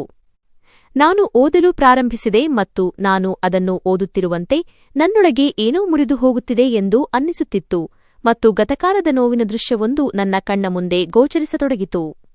ನನ್ನ ಪ್ರೀತಿಯ ವಾಮಿಕಾ, ನೀನು ಈ ಪತ್ರವನ್ನು ಓದುತ್ತಿದ್ದೀಯಾ ಎಂದರೆ ನಾನು ನನ್ನ ಪಾಪಗಳ ಹೊರೆಯನ್ನು ಹೊತ್ತುಕೊಂಡು ಈ ಪ್ರಪಂಚದಿಂದ ಹೋಗಿದ್ದೇನೆ ಎಂದರ್ಥ. ಕೇವಲ ಕೆಲವು ತಿಂಗಳುಗಳಿಂದ ಪರಿಚಯವಿರುವ ಹುಡುಗಿಯ ಹೆಸರಿಗೆ ನಾನು ನನ್ನ ಜೀವನದ ಸಂಪಾದನೆಯನ್ನೆಲ್ಲ ಏಕೆ ಬರೆದೆ ಎಂದು ನಿನಗೆ ಖಂಡಿತವಾಗಿಯೂ ಆಶ್ಚರ್ಯವಾಗಿರುತ್ತದೆ. ಆದರೆ ಸತ್ಯವೇನೆಂದರೆ ವಾಮಿಕಾ, ನೀನು ಹುಟ್ಟುವ ಮುಂಚಿನಿಂದಲೂ ನನಗೆ ನಿನ್ನ ಪರಿಚಯವಿದೆ. ನಿನ್ನ ತಂದೆಯ ಕಣ್ಣುಗಳಲ್ಲಿ ನೀನು ಒಂದು ಕನಸಿನಂತೆ ನೆಲೆಸಿದ್ದಾಗಿನಿಂದ ನಾನು ನಿನ್ನನ್ನು ಬಲ್ಲೆ. ನನಗೆ ನಿನ್ನ ತಂದೆ ತನಿಷ್ ಹೇಗೆ ಗೊತ್ತು ಎಂದು ನೀನು ನನ್ನನ್ನು ಕೇಳಿದ್ದೆ ಅಲ್ವಾ? ಹಾಗಾದರೆ ಕೇಳು, ನಾನೇ ನಿನ್ನ ತಂದೆಯ ಮೊದಲ ನಿಶ್ಚಿತಾರ್ಥದ ವಧುವಾಗಿದ್ದ ಆ ದುರದೃಷ್ಟಕರ ಮಹಿಳೆ. ಬಾಲ್ಯದಲ್ಲಿ ನಾವಿಬ್ಬರೂ ಆಟವಾಡುತ್ತಾ ಒಟ್ಟಿಗೆ ಬೆಳೆದಿದ್ದೆವು. ನಾನು ನಿನ್ನ ತಂದೆಯ ಬಾಲ್ಯದ ಪ್ರೇಮಿಯಾಗಿದ್ದೆ. ಬಾಲ್ಯದಲ್ಲಿ ಗೊಂಬೆಗಳ ಮದುವೆ ಮಾಡಿದ್ದ ಮತ್ತು ಯೌವನದಲ್ಲಿ ಒಟ್ಟಿಗೆ ಬದುಕುವ ಸಾಯುವ ಆಣೆ ಮಾಡಿದ್ದ ಆ ಮಹಿಳೆ ನಾನೇ. ನಾವು ಒಬ್ಬರಿಗೊಬ್ಬರು ಆತ್ಮದ ಭಾಗವಾಗಿದ್ದೆವು. ತನಿಷ್ ಕೇವಲ ನನ್ನ ನಿಶ್ಚಿತಾರ್ಥದ ವರನಾಗಿರಲಿಲ್ಲ, ಅವನು ನನ್ನ ಪ್ರಪಂಚವೇ ಆಗಿದ್ದನು. ಆದರೆ ನಂತರ ನನ್ನ ಜೀವನದಲ್ಲಿ ಒಂದು ತಿರುವು ಬಂತು. ಸಂಪತ್ತಿನ ಪರೀಕ್ಷೆ. ತನಿಷ್ ಒಬ್ಬ ಬಡ ಸಂಗೀತಗಾರ. ಅವನು ನಿನ್ನನ್ನು ಜೀವನಪೂರ್ತಿ ಹಸಿವಿನಿಂದ ಸಾಯಿಸುತ್ತಾನೆ ಎಂದು ನನ್ನ ಅಮ್ಮ ಅಪ್ಪ ನನ್ನನ್ನು ಹೆದರಿಸಿದರು. ಒಬ್ಬ ಸುಂದರ ಹುಡುಗಿಗೆ ಸಿಗಬೇಕಾದ ಸೌಲಭ್ಯಗಳನ್ನು ಅವನು ನಿನಗೆ ಎಂದಿಗೂ ನೀಡಲಾರ ಎಂದು ಹೇಳಿದರು. ಅದು ಕಹಿ ಸತ್ಯವಾಗಿತ್ತು. ಅದನ್ನು ನಾನು ಬಯಸಿದರೂ ನಿರ್ಲಕ್ಷಿಸಲು ಸಾಧ್ಯವಾಗಲಿಲ್ಲ, ಏಕೆಂದರೆ ಪ್ರೀತಿಯಿಂದ ಹೊಟ್ಟೆ ತುಂಬುವುದಿಲ್ಲ. ಅದಕ್ಕೆ ಹಣ ಬೇಕು ಮತ್ತು ಆ ಸಮಯದಲ್ಲಿ ತನಿಷ್ ಬಳಿ ಸ್ವಂತ ಉದ್ಯೋಗವಾಗಲಿ ಜೀವನದ ಗುರಿಯಾಗಲಿ ಏನೂ ಇರಲಿಲ್ಲ. ಇದೇ ಸಮಯದಲ್ಲಿ ನನಗೆ ಒಬ್ಬ ದೊಡ್ಡ ಶ್ರೀಮಂತ ಸೇಟ್ನ ಸಂಬಂಧ ಬಂತು. ಅವನ ಸಂಪತ್ತಿನ ಹೊಳಪು ನನ್ನ ಕಣ್ಣು ಕುರುಡು ಮಾಡಿತು. ನಾನು ಚಿಕ್ಕ ವಯಸ್ಸಿನವಳಾಗಿದ್ದೆ ಮತ್ತು ಸೌಲಭ್ಯಗಳಿಗಾಗಿ ತುಂಬಾ ಹಸಿದಿದ್ದೆ. ನಾನು ತನಿಷ್ನ ಪ್ರೀತಿಯನ್ನು, ಅವನ ನಿಷ್ಠೆಯನ್ನು ಮತ್ತು ಅವನ ಕಣ್ಣೀರನ್ನು ತಿರಸ್ಕರಿಸಿದೆ. ಆ ಮಳೆಯ ರಾತ್ರಿ ನಾನು ಅವನನ್ನು ಕೊನೆಯ ಬಾರಿ ಭೇಟಿಯಾಗಲು ಕರೆದಿದ್ದು ನನಗೆ ಇಂದಿಗೂ ನೆನಪಿದೆ. ನಾನು ಬಡತನದ ಜೀವನ ನಡೆಸಲು ಸಾಧ್ಯವಿಲ್ಲ ಎಂದು ಅವನಿಗೆ ಹೇಳಿದ್ದೆ. ನನ್ನ ಮಾತುಗಳಿಂದ ಅವನು ಅಳಲಿಲ್ಲ. ಆದರೆ ಅವನು ತನ್ನ ಪ್ರಾಣಕ್ಕಿಂತ ಹೆಚ್ಚಾಗಿ ಪ್ರೀತಿಸುತ್ತಿದ್ದ ತನ್ನ ವಯಲಿನ್ ಅನ್ನು ಮುರಿದು ಹಾಕಿದನು. ಮತ್ತು ಆದರೆ ಇಶಿಕಾ, ನೆನಪಿಡು, ನೆಮ್ಮದಿ ಅರಮನೆಗಳಲ್ಲಿ ಸಿಗುವುದಿಲ್ಲ, ನೆಮ್ಮದಿ ಪ್ರೀತಿಯಲ್ಲಿ ಇರುತ್ತದೆ ಎಂದು ಹೇಳಿದನು. ನಾನು ಅವನ ಮಾತನ್ನು ಹುಚ್ಚನ ಮಾತು ಎಂದು ಭಾವಿಸಿ ಅವನನ್ನು ಬಿಟ್ಟು ಬಂದಿದ್ದೆ. ನಾನು ಶ್ರೀಮಂತ ವ್ಯಕ್ತಿಯನ್ನು ಮದುವೆಯಾದೆ. ಜಗತ್ತಿನ ಪ್ರತಿಯೊಂದು ಸೌಲಭ್ಯವೂ ನನ್ನ ಬಳಿ ಬಂತು. ದೊಡ್ಡ ಕಾರುಗಳು, ಬಂಗಲೆಗಳು, ಕೆಲಸದವರು, ಎಲ್ಲವೂ. ಆದರೆ ತನಿಷ್ನ ಶಾಪ ಅಥವಾ ಬಹುಶಃ ಅವನ ಮುರಿದ ಪ್ರೀತಿಯ ನಿಟ್ಟುಸಿರು ನನ್ನ ಜೊತೆಯೇ ಬಂದಿತ್ತು. ಯಾವ ನೆಮ್ಮದಿಗಾಗಿ ನಾನು ಅವನನ್ನು ಬಿಟ್ಟಿದ್ದೆನೋ ಆ ನೆಮ್ಮದಿಯೇ ನನ್ನಿಂದ ಶಾಶ್ವತವಾಗಿ ದೂರವಾಯಿತು. ನನ್ನ ಪತಿ ಒಬ್ಬ ಅಯೋಗ್ಯ ಮತ್ತು ಕ್ರೂರ ವ್ಯಕ್ತಿಯಾಗಿದ್ದನು. ಅವನಿಗೆ ನಾನು ಕೇವಲ ಅಲಂಕಾರದ ಗೊಂಬೆಯಾಗಿದ್ದೆ ಮತ್ತು ಪ್ರಕೃತಿ ನನಗೆ ಅತಿ ದೊಡ್ಡ ಶಿಕ್ಷೆಯನ್ನು ನೀಡಿತು. ಅದೇನೆಂದರೆ ನನ್ನ ಮಡಿಲು ಶಾಶ್ವತವಾಗಿ ಬಂಜೆಯಾಯಿತು. ನಾನು ಮಗುವಿಗಾಗಿ ಹಂಬಲಿಸುತ್ತಲೇ ಇದ್ದೆ. ತುಂಬಾ ಹರಕೆಗಳನ್ನು ಹೊತ್ತೆ. ವೈದ್ಯರ ಬಳಿಯೂ ಸಾಕಷ್ಟು ಅಲೆದಾಡಿದೆ. ಆದರೆ ಆ ಭಗವಂತ ನನ್ನ ಹಣೆಬರಹದಲ್ಲಿ ತಾಯ್ತನವನ್ನೂ ಬರೆದಿರಲಿಲ್ಲ. ಬಹುಶಃ ಇದು ನಾನು ನಿಜವಾದ ಪ್ರೀತಿಯನ್ನು ಕೊಲೆಗೈದದ್ದಕ್ಕೆ ಸಿಕ್ಕ ಶಿಕ್ಷೆಯಾಗಿರಬಹುದು. ನಾನು ತನಿಷ್ನ ಬಳಿ ಕ್ಷಮೆ ಕೇಳಲು ಮತ್ತು ಅವನಿಗೆ ಸಹಾಯ ಮಾಡಲು ಹಲವು ಬಾರಿ ಪ್ರಯತ್ನಿಸಿದೆ. ಆದರೆ ಅವನು ನನ್ನ ಮೇಲಿನ ದ್ವೇಷದಿಂದ ತನ್ನ ನಗರವನ್ನೇ ತೊರೆದು ಬೇರೆಡೆ ವಾಸಿಸುತ್ತಿದ್ದಾನೆ ಎಂದು ನನಗೆ ತಿಳಿಯಿತು. ನಾನು ನನ್ನ ಗೂಢಾಚಾರರ ಮೂಲಕ ಅವನ ವಿಳಾಸವನ್ನು ಪತ್ತೆ ಹಚ್ಚಿದಾಗ ಅವನು ಅಹಮದಾಬಾದ್ನಲ್ಲಿ ತುಂಬಾ ದಯನೀಯ ಸ್ಥಿತಿಯಲ್ಲಿ ವಾಸಿಸುತ್ತಿದ್ದಾನೆ ಮತ್ತು ಅವನು ಮದುವೆಯಾಗಿದ್ದಾನೆ ಎಂದು ತಿಳಿಯಿತು. ಅವನ ಮುಂದೆ ಹೋಗುವ ಧೈರ್ಯ ನನಗಿರಲಿಲ್ಲ. ಕೆಲವು ವರ್ಷಗಳ ನಂತರ ಅವನು ಬಡತನ ಮತ್ತು ಕಾಯಿಲೆಯೊಂದಿಗೆ ಹೋರಾಡುತ್ತಲೇ ಸತ್ತುಹೋದನೆಂಬ ಸುದ್ದಿ ಬಂತು. ಅಂದು ನಾನು ಮೊದಲ ಬಾರಿಗೆ ಮನಸಾರೆ ಅತ್ತಿದ್ದೆ. ಇನ್ನು ಎಂದಿಗೂ ಕ್ಷಮೆ ಕೇಳಲು ಸಾಧ್ಯವಿಲ್ಲ ಎಂದು ನನಗೆ ಅನ್ನಿಸಿತು. ನಾನು ನನ್ನ ಸಂಪತ್ತಿನ ರಾಶಿಯ ಮೇಲೆ ಕುಳಿತು ಹಾವಿನಂತೆ ಕಾವಲು ಕಾಯುತ್ತಿದ್ದೆ. ಆದರೆ ಒಳಗಿನಿಂದ ಟೊಳ್ಳಾಗಿದ್ದೆ. ನಂತರ ಆ ರಾತ್ರಿ ವೃದ್ಧಾಶ್ರಮದ ವ್ಯಾನ್ ನಿನ್ನನ್ನು ಪ್ರಜ್ಞಾಹೀನ ಸ್ಥಿತಿಯಲ್ಲಿ ಕರೆತಂದಾಗ ಮತ್ತು ನಾನು ನಿನ್ನನ್ನು ನೋಡಿದಾಗ ನನ್ನ ಹೃದಯ ಜೋರಾಗಿ ಬಡಿದುಕೊಂಡಿತು.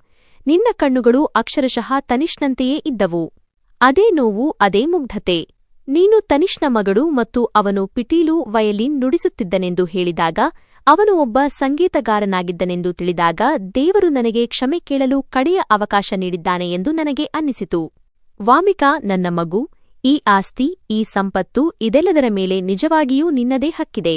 ಇದು ನಿನ್ನ ತಂದೆ ತಮ್ಮ ಸಂತೋಷವನ್ನು ತ್ಯಾಗ ಮಾಡಿ ನೀಡಿದ ಬೆಲೆಯಾಗಿದೆ. ನಾನು ಅವರಿಂದ ಅವರ ಜೀವನವನ್ನೇ ಕಸಿದುಕೊಂಡಿದ್ದೆ. ಅದಕ್ಕಾಗಿಯೇ ನಾನು ನನ್ನ ಇಡೀ ಜೀವನದ ಸಂಪಾದನೆಯನ್ನು ಅವರ ಮಗಳಿಗೆ ಹಿಂತಿರುಗಿಸುತ್ತಿದ್ದೇನೆ. ಇದೇನು ಉಪಕಾರವಲ್ಲ, ಇದು ಋಣವಾಗಿದೆ. ಇದು ನನ್ನ ತಪ್ಪನ್ನು ಸರಿಪಡಿಸಿಕೊಳ್ಳಲು ಸಿಕ್ಕ ಸುವರ್ಣಾವಕಾಶ. ಹಣದಿಂದ ನಿನ್ನ ತಂದೆಯನ್ನು ಮರಳಿ ತರಲು ಸಾಧ್ಯವಿಲ್ಲ ಎಂದು ನನಗೆ ತಿಳಿದಿದೆ ಮಗು. ಬಡತನದಲ್ಲಿ ಕಳೆದ ನಿನ್ನ ಬಾಲ್ಯವನ್ನು ಹಿಂತಿರುಗಿಸಲು ಸಾಧ್ಯವಿಲ್ಲ. ಆದರೆ ಬಹುಶಃ ಈ ಸಂಪತ್ತಿನಿಂದ ನಿನ್ನ ಮುಂಬರುವ ಮಗುವಿನ ಭವಿಷ್ಯವು ಸುರಕ್ಷಿತವಾಗಬಹುದು. ಬಹುಶಃ ಈ ಮೂಲಕ ತನಿಷ್ನ ಆತ್ಮಕ್ಕೆ ಸ್ವಲ್ಪವಾದರೂ ಶಾಂತಿ ಸಿಗಬಹುದು. ಅವನ ಮಗಳು ಇನ್ನು ಮುಂದೆ ಬೀದಿಗಳಲ್ಲಿ ಅಲೆದಾಡುವುದಿಲ್ಲ ಎಂದು ತಿಳಿದು ನಾನು ನಿನ್ನ ಬಳಿ ನನ್ನ ಪಾಪಗಳಿಗಾಗಿ ಕ್ಷಮೆ ಕೇಳಿದ್ದೇನೆ.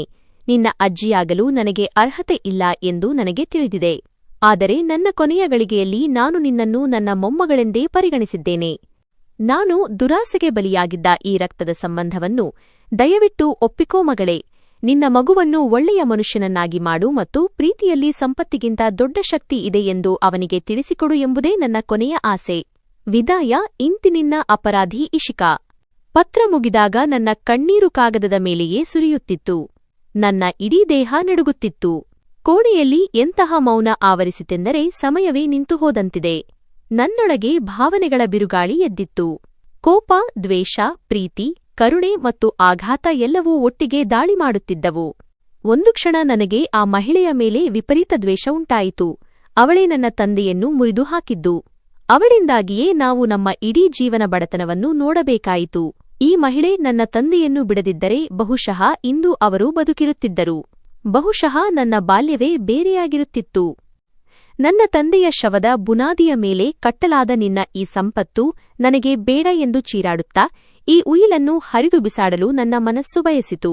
ನಾನು ವಕೀಲರ ಮುಂದೆ ಎದ್ದು ನಿಂತಿದ್ದೆ ಮತ್ತು ನನ್ನ ಮುಖಕೋಪದಿಂದ ಕೆಂಪಾಗಿತ್ತು. ಆಗ ಅವರು, ಮಗಳೇ, ಕೋಪಗೊಳ್ಳುವುದು ನಿನ್ನ ಹಕ್ಕು ಎಂದು ಹೇಳಿದರು. ಆದರೆ ತಣ್ಣನೆಯ ಮನಸ್ಸಿನಿಂದ ಯೋಚಿಸು, ನಿನ್ನ ಪೀಳಿಗೆಯ ಭವಿಷ್ಯವನ್ನು ಬದಲಾಯಿಸಲು ದೇವರು ನಿನಗೆ ಒಂದು ಅವಕಾಶ ನೀಡಿದ್ದಾನೆ. ಇಶಿಕಾ ಅವರು ನಿನ್ನ ಬಳಿ ಕ್ಷಮೆ ಕೇಳಿದ್ದಾರೆ ಮತ್ತು ಕ್ಷಮಿಸುವವನು ದೇವರಿಗೆ ತುಂಬಾ ಪ್ರಿಯನಾಗಿರುತ್ತಾನೆ. ಅವರು ತಮ್ಮ ತಪ್ಪನ್ನು ಒಪ್ಪಿಕೊಂಡು ತಮ್ಮ ಸರ್ವಸ್ವವನ್ನು ನಿನ್ನ ಕಾಲಡಿಯಲ್ಲಿ ಇಟ್ಟಿದ್ದಾರೆ. ನಿನ್ನ ತಂದೆ ಇದ್ದಿದ್ದರೆ ಅವರು ಇಶಿಕಾ ಅವರನ್ನು ಕ್ಷಮಿಸುತ್ತಿರಲಿಲ್ಲವೇ? ವಕೀಲರ ಈ ಮಾತು ನನ್ನನ್ನು ಕದಡಿಬಿಟ್ಟಿತು. ತಂದೆ ಇದ್ದಿದ್ದರೆ ಖಂಡಿತವಾಗಿಯೂ ಕ್ಷಮಿಸುತ್ತಿದ್ದರು. ಸಾಯುವಾಗಲೂ ಅವರು ನನ್ನ ಬಳಿ ಹೇಳಿದ ಮಾತುಗಳು ನನ್ನ ಕಿವಿಯಲ್ಲಿ ಪ್ರತಿಧ್ವನಿಸಿದವು. ವಾಮಿಕಾ, ಮನಸ್ಸಿನಲ್ಲಿ ದ್ವೇಷದ ಭಾರವನ್ನು ಹೊತ್ತುಕೊಂಡು ಬದುಕಬೇಡ. ಯಾರಾದರೂ ಕ್ಷಮೆ ಕೇಳಿದರೆ ಅವರನ್ನು ಕ್ಷಮಿಸಿಬಿಡು. ನನ್ನ ಕೋಪ ಕಣ್ಣೀರಿನಲ್ಲಿ ಕರಗಿ ಹೋಯಿತು. ನಾನು ಕುರ್ಚಿಯ ಮೇಲೆ ಕುಸಿದು ಜೋರಾಗಿ ಅಳಲಾರಂಭಿಸಿದೆ. ಈ ಸಂಪತ್ತು ನನಗೆ ಸಂತೋಷದ ಕಾರಣವಾಗಿರಲಿಲ್ಲ, ಬದಲಿಗೆ ನನ್ನ ತಂದೆಯ ದುಃಖದ ಪರಿಹಾರವಾಗಿತ್ತು. ನಾನು ಆ ಪತ್ರವನ್ನು ನನ್ನ ಎದೆಗೆ ಅಪ್ಪಿಕೊಂಡೆ. ಅವಳು ಕೂಡ ಎಷ್ಟು ದೊಡ್ಡ ನೋವಿನಲ್ಲಿದ್ದಳು ಎಂಬುದು ನನಗೆ ಅರಿವಾಯಿತು. ಅವಳು ಅರಮನೆಯಲ್ಲಿ ವಾಸಿಸುತ್ತಿದ್ದರೂ ಮುಳ್ಳುಗಳ ಮೇಲೆ ಜೀವನ ಕಳೆದಿದ್ದಳು. ಅವಳು ಅಪರಾಧಿಯಾಗಿದ್ದಳು, ಆದರೆ ಅವಳು ನಿರಪರಾಧಿಯೂ ಆಗಿದ್ದಳು. ತನ್ನದೇ ಹವ್ಯಾಸದ ಬಲಿಪಶುವಾಗಿದ್ದಳು ಮತ್ತು ಅಂತಿಮವಾಗಿ ಅವಳು ನನ್ನವಳೇ ಆಗಿದ್ದಳು. ನನ್ನ ತಂದೆಯ ನಿಶ್ಚಿತವಧು, ತಂದೆಯ ಪ್ರೀತಿ. ವಕೀಲರು ನನಗೆ ನೀರು ಕುಡಿಸಿ ಕಾನೂನು ಪ್ರಕ್ರಿಯೆ ಪೂರ್ಣಗೊಳಿಸಲು ಕಾಗದವನ್ನು ಮುಂದಿಟ್ಟರು. ನಾನು ನಡುಗುವ ಕೈಗಳಿಂದ ಆ ಕಾಗದದ ಮೇಲೆ ಸಹಿ ಹಾಕಿದೆ. ಆ ಸಹಿಯೊಂದಿಗೆ ನಿನ್ನೆಯವರೆಗೆ ಬೀದಿಗಳಲ್ಲಿ ಭಿಕ್ಷೆ ಬೇಡುತ್ತಿದ್ದ ವಾಮಿಕಾ ಆದ ನಾನು ಈಗ ಕೋಟ್ಯಂತರ ಆಸ್ತಿಯ ಒಡತಿಯಾಗಿದ್ದೆ. ಆದರೆ ಈ ಸಂಪತ್ತು ನನಗಲ್ಲ, ನನ್ನ ಹೊಟ್ಟೆಯಲ್ಲಿ ಬೆಳೆಯುತ್ತಿರುವ ಈ ಮುಗ್ಧ ಮಗುವಿಗಾಗಿ ಎಂದು ನನಗೆ ತಿಳಿದಿತ್ತು. ನನಗೆ ಸಿಗದ್ದೆಲ್ಲವನ್ನೂ ನಾನು ನನ್ನ ಮಗುವಿಗೆ ನೀಡುತ್ತೇನೆ. ಇಶಿಕಾ ಅವರು ತಮ್ಮ ಉಯಿಲಿನಲ್ಲಿ ತನಿಷ್ ಜೊತೆಗಿನ ತಮ್ಮ ಮದುವೆಗಾಗಿ ಮಾಡಿಸಿದ್ದ ಆದರೆ ಧರಿಸಲಾಗದ ಒಂದು ವಿಶೇಷ ಒಡವೆಗಳ ಸೆಟ್ ಕೂಡ ಆಸ್ತಿಯಲ್ಲಿದೆ ಎಂದು ಬರೆದಿದ್ದಾರೆ ಎಂದು ವಕೀಲರು ನನಗೆ ಹೇಳಿದರು. ಆ ಸೆಟ್ಟನ್ನು ನಾನು ನನ್ನ ಬಳಿ ಇಟ್ಟುಕೊಳ್ಳಬೇಕೆಂದು ಅವರು ಬಯಸಿದ್ದರು. ಉಸ್ತುವಾರಿ ವಹಿಸಿದ್ದವರು ನನ್ನನ್ನು ತಬ್ಬಿಕೊಂಡು ಅಳುತ್ತಾ ಅಭಿನಂದನೆ ಸಲ್ಲಿಸಿದರು. ಆದರೆ ನನಗೆ ಯಾವುದೇ ಸಂತೋಷವಾಗಲಿಲ್ಲ. ಕೇವಲ ಒಂದು ಭಾರವಾದ ಜವಾಬ್ದಾರಿಯ ಅರಿವಾಯಿತು. ಪ್ರಕ್ರಿಯೆ ಮುಗಿದ ನಂತರ ವಕೀಲರು ಹೊರಟು ಹೋದರು ಮತ್ತು ನಾನು ಕೋಣೆಯಲ್ಲಿ ಒಬ್ಬಂಟಿಯಾಗಿ ಕುಳಿತು ಕಿಟಕಿಯಿಂದ ಹೊರಗೆ ಆಕಾಶವನ್ನೇ ನೋಡುತ್ತಿದ್ದೆ. ಮಳೆಯ ನಂತರ ಆಕಾಶ ಈಗ ಸ್ವಚ್ಛವಾಗಿತ್ತು ಮತ್ತು ಸಣ್ಣ ಬೆಳಕು ಕಾಣುತ್ತಿತ್ತು. ನಾನು ನನ್ನ ಹೊಟ್ಟೆಯ ಮೇಲೆ ಕೈಯಿಟ್ಟು ನನ್ನ ಮಗನಿಗೆ ಹೇಳಿದೆ, ಮಗನೇ, ನೀನು ಬಡತನವನ್ನು ನೋಡಬೇಕಾಗಿಲ್ಲ, ನಿನ್ನ ಅಜ್ಜಿ ನಿನಗಾಗಿ ಬಹಳಷ್ಟು ಬಿಟ್ಟು ಹೋಗಿದ್ದಾರೆ. ಆದರೆ ನಿಜವಾದ ಸಂಪತ್ತು ಎಂದರೆ ಮನುಷ್ಯನ ವ್ಯಕ್ತಿತ್ವ ಮತ್ತು ಪ್ರೀತಿ ಎಂಬುದನ್ನು ನಾನು ನಿನಗೆ ಕಲಿಸುತ್ತೇನೆ. ಇಶಿಕಾ ಅವರು ಸಾಯುವಾಗ ಕಲಿತ ಪಾಠವನ್ನು ನಾನು ನಿನಗೆ ಜೀವನದ ಆರಂಭದಲ್ಲಿಯೇ ಕಲಿಸುತ್ತೇನೆ. ಕೆಲವು ದಿನಗಳ ನಂತರ ನಾನು ಇಶಿಕಾ ಅವರ ಬಂಗಲೆಗೆ ಸ್ಥಳಾಂತರಗೊಂಡೆ. ಈಗ ನನ್ನದಾಗಿರುವ ಆ ಬಂಗಲೆಯ ಹಳೆಯ ಕೆಲಸಗಾರರು ನನ್ನನ್ನು ಹೊಸ ಯಜಮಾನಿಯಂತೆ ಸ್ವಾಗತಿಸಿದರು. ನಾನು ಮೊದಲು ಅವರ ಕೋಣೆಗೆ ಹೋದೆ. ಅಲ್ಲಿ ಗೋಡೆಯ ಮೇಲೆ ಒಂದು ದೊಡ್ಡ ಫೋಟೋ ಇತ್ತು. ಅದರಲ್ಲಿ ಅವರು ತಮ್ಮ ಯೌವನದಲ್ಲಿ ತುಂಬಾ ಸುಂದರವಾಗಿ ಕಾಣುತ್ತಿದ್ದರು. ನಾನು ಆ ಫೋಟೋವನ್ನು ಇಳಿಸಿ ಅಲ್ಲಿ ನನ್ನ ತಂದೆಯ ಫೋಟೋವನ್ನು ಹಾಕಿದೆ. ನಂತರ ಅವರ ಫೋಟೋವನ್ನು ತಂದೆಯ ಫೋಟೋ ಜೊತೆಗೆ ಟೇಬಲ್ ಮೇಲೆ ಇಟ್ಟೆ. ಬೇರ್ಪಟ್ಟಿದ್ದ ಇಬ್ಬರು ಪ್ರೇಮಿಗಳು ಈಗ ಒಂದಾಗಿದ್ದಾರೆ. ಕನಿಷ್ಠ ಫೋಟೋಗಳಲ್ಲಾದರೂ ಅವರು ಒಟ್ಟಿಗೆ ಇದ್ದಾರೆ. ವಿಧಿ ಆಡುವ ಆಟಗಳು ಎಷ್ಟು ವಿಚಿತ್ರವಾಗಿರುತ್ತವೆ ಎಂದು ನಾನು ಆಗಾಗ್ಗೆ ಯೋಚಿಸುತ್ತೇನೆ. ಬಡತನಕ್ಕೆ ಹೆದರಿ ಪ್ರೀತಿಯನ್ನು ತಿರಸ್ಕರಿಸಿದ ಮಹಿಳೆಗೆ ಆ ಪ್ರೀತಿಯ ಕುರುಹು ಅದೇ ಸಂಪತ್ತಿನ ವಾರಸುದಾರಳಾಗಿ ಸಿಕ್ಕಿತು. ಸಂಪತ್ತು ತಿರುಗಿ ತಿರುಗಿ ಎಲ್ಲಿಗೆ ಸೇರಬೇಕಿತ್ತೋ ಅಲ್ಲಿಗೆ ಬಂತು. ಆದರೆ ಈ ಪಯಣದಲ್ಲಿ 2 ಜೀವಗಳು ಅಂತ್ಯಗೊಂಡವು. ನಾನು ಈಗ ತಂದೆ ಮತ್ತು ಇಶಿಕಾ ಅವರ ಆತ್ಮದ ಶಾಂತಿಗಾಗಿ ಪೂಜೆ ಮಾಡುತ್ತಿರುತ್ತೇನೆ. ಬಹುಶಃ ಅವರಿಬ್ಬರು ಮೇಲಿಂದ ನೋಡಿ ಸಂತೋಷಪಡುತ್ತಿರಬಹುದು. ನಾನು ಇಶಿಕಾ ಅವರನ್ನು ಕ್ಷಮಿಸಿದ್ದೇನೆ, ಏಕೆಂದರೆ ಕ್ಷಮಿಸುವುದರಿಂದ ಮನುಷ್ಯನ ಹೃದಯ ಹಗುರವಾಗುತ್ತದೆ ಎಂದು ನನಗೆ ತಿಳಿದಿದೆ. ಈಗ ನಾನು ವೃದ್ಧಾಶ್ರಮದ ಅತಿದೊಡ್ಡ ದಾನಿಯಾಗಿದ್ದೇನೆ. ಇನ್ನ ಯಾರೂ ಒಂಟಿತನದಲ್ಲಿ ಸಾಯಬಾರದು ಅಥವಾ ಇನ್ನೊಬ್ಬ ವಾಮಿಕಾ ಬೀದಿಗಳಲ್ಲಿ ಅಲೆದಾಡಬಾರದು ಎಂದು ನಾನು ಬಯಸುತ್ತೇನೆ. ಇದೇ ನನ್ನ ಕೊನೆಯ ಕೆಲಸ ಮತ್ತು ಇದೇ ನನ್ನ ಪರಂಪರೆ. ಕಥೆ ಅಂತ್ಯಗೊಂಡಿತ್ತು, ಆದರೆ ಜೀವನದ ಹೊಸ ಆರಂಭ ಈಗಷ್ಟೇ ಶುರುವಾಗಿತ್ತು. ಇದೊಂದು ಅಂತಹ ಆರಂಭವಾಗಿತ್ತು. ಇದರಲ್ಲಿ ದುಃಖವಿದ್ದರೂ ಭರವಸೆಯ ಬೆಳಕು ಕೂಡ ಇತ್ತು. ಮತ್ತು ಎಲ್ಲಕ್ಕಿಂತ ಹೆಚ್ಚಾಗಿ ಈಗ ನನ್ನ ಬಳಿ ಒಂದು ಗುರುತು ಇತ್ತು. ನಾನು ಈಗ ಕೇವಲ ಕಾರಣವಾಗಿರಲಿಲ್ಲ, ನಾನು ತನಿಷ್ನ ಮಗಳು ಮತ್ತು ಇಶಿಕಾ ಅವರ ಮೊಮ್ಮಗಳಾಗಿದ್ದೆ. ಕಾಲದ ಗಾಯಗಳನ್ನು ನನ್ನ ಶಕ್ತಿಯನ್ನಾಗಿ ಮಾಡಿಕೊಂಡು ಬದುಕುವ ಕಲೆಯನ್ನು ನಾನು ನನ್ನ ಮಗನಿಗೂ ಕಲಿಸಿದ್ದೆ. ವಕೀಲರು ಹೋದ ನಂತರವೂ ವೃದ್ಧಾಶ್ರಮದಲ್ಲಿ ಮತ್ತು ನಂತರ ಬಂಗಲೆಯ ಗೋಡೆಗಳಲ್ಲಿ ಒಂದು ವಿಚಿತ್ರ ಮೌನ ಆವರಿಸಿತ್ತು. ಪ್ರತಿಯೊಂದು ವಸ್ತುವು ನನ್ನನ್ನು ನೋಡಿ ಈಗ ಏನು, ಮುಂದೆ ಏನು ಎಂದು ಕೇಳುತ್ತಿರುವಂತೆ ಭಾಸವಾಗುತ್ತಿತ್ತು. ಸಂಪತ್ತು ಬಂದ ತಕ್ಷಣ ಜೀವನ ಸುಲಭವಲ್ಲ ಎಂಬುದು ನನಗೆ ಅರ್ಥವಾಗಿತ್ತು.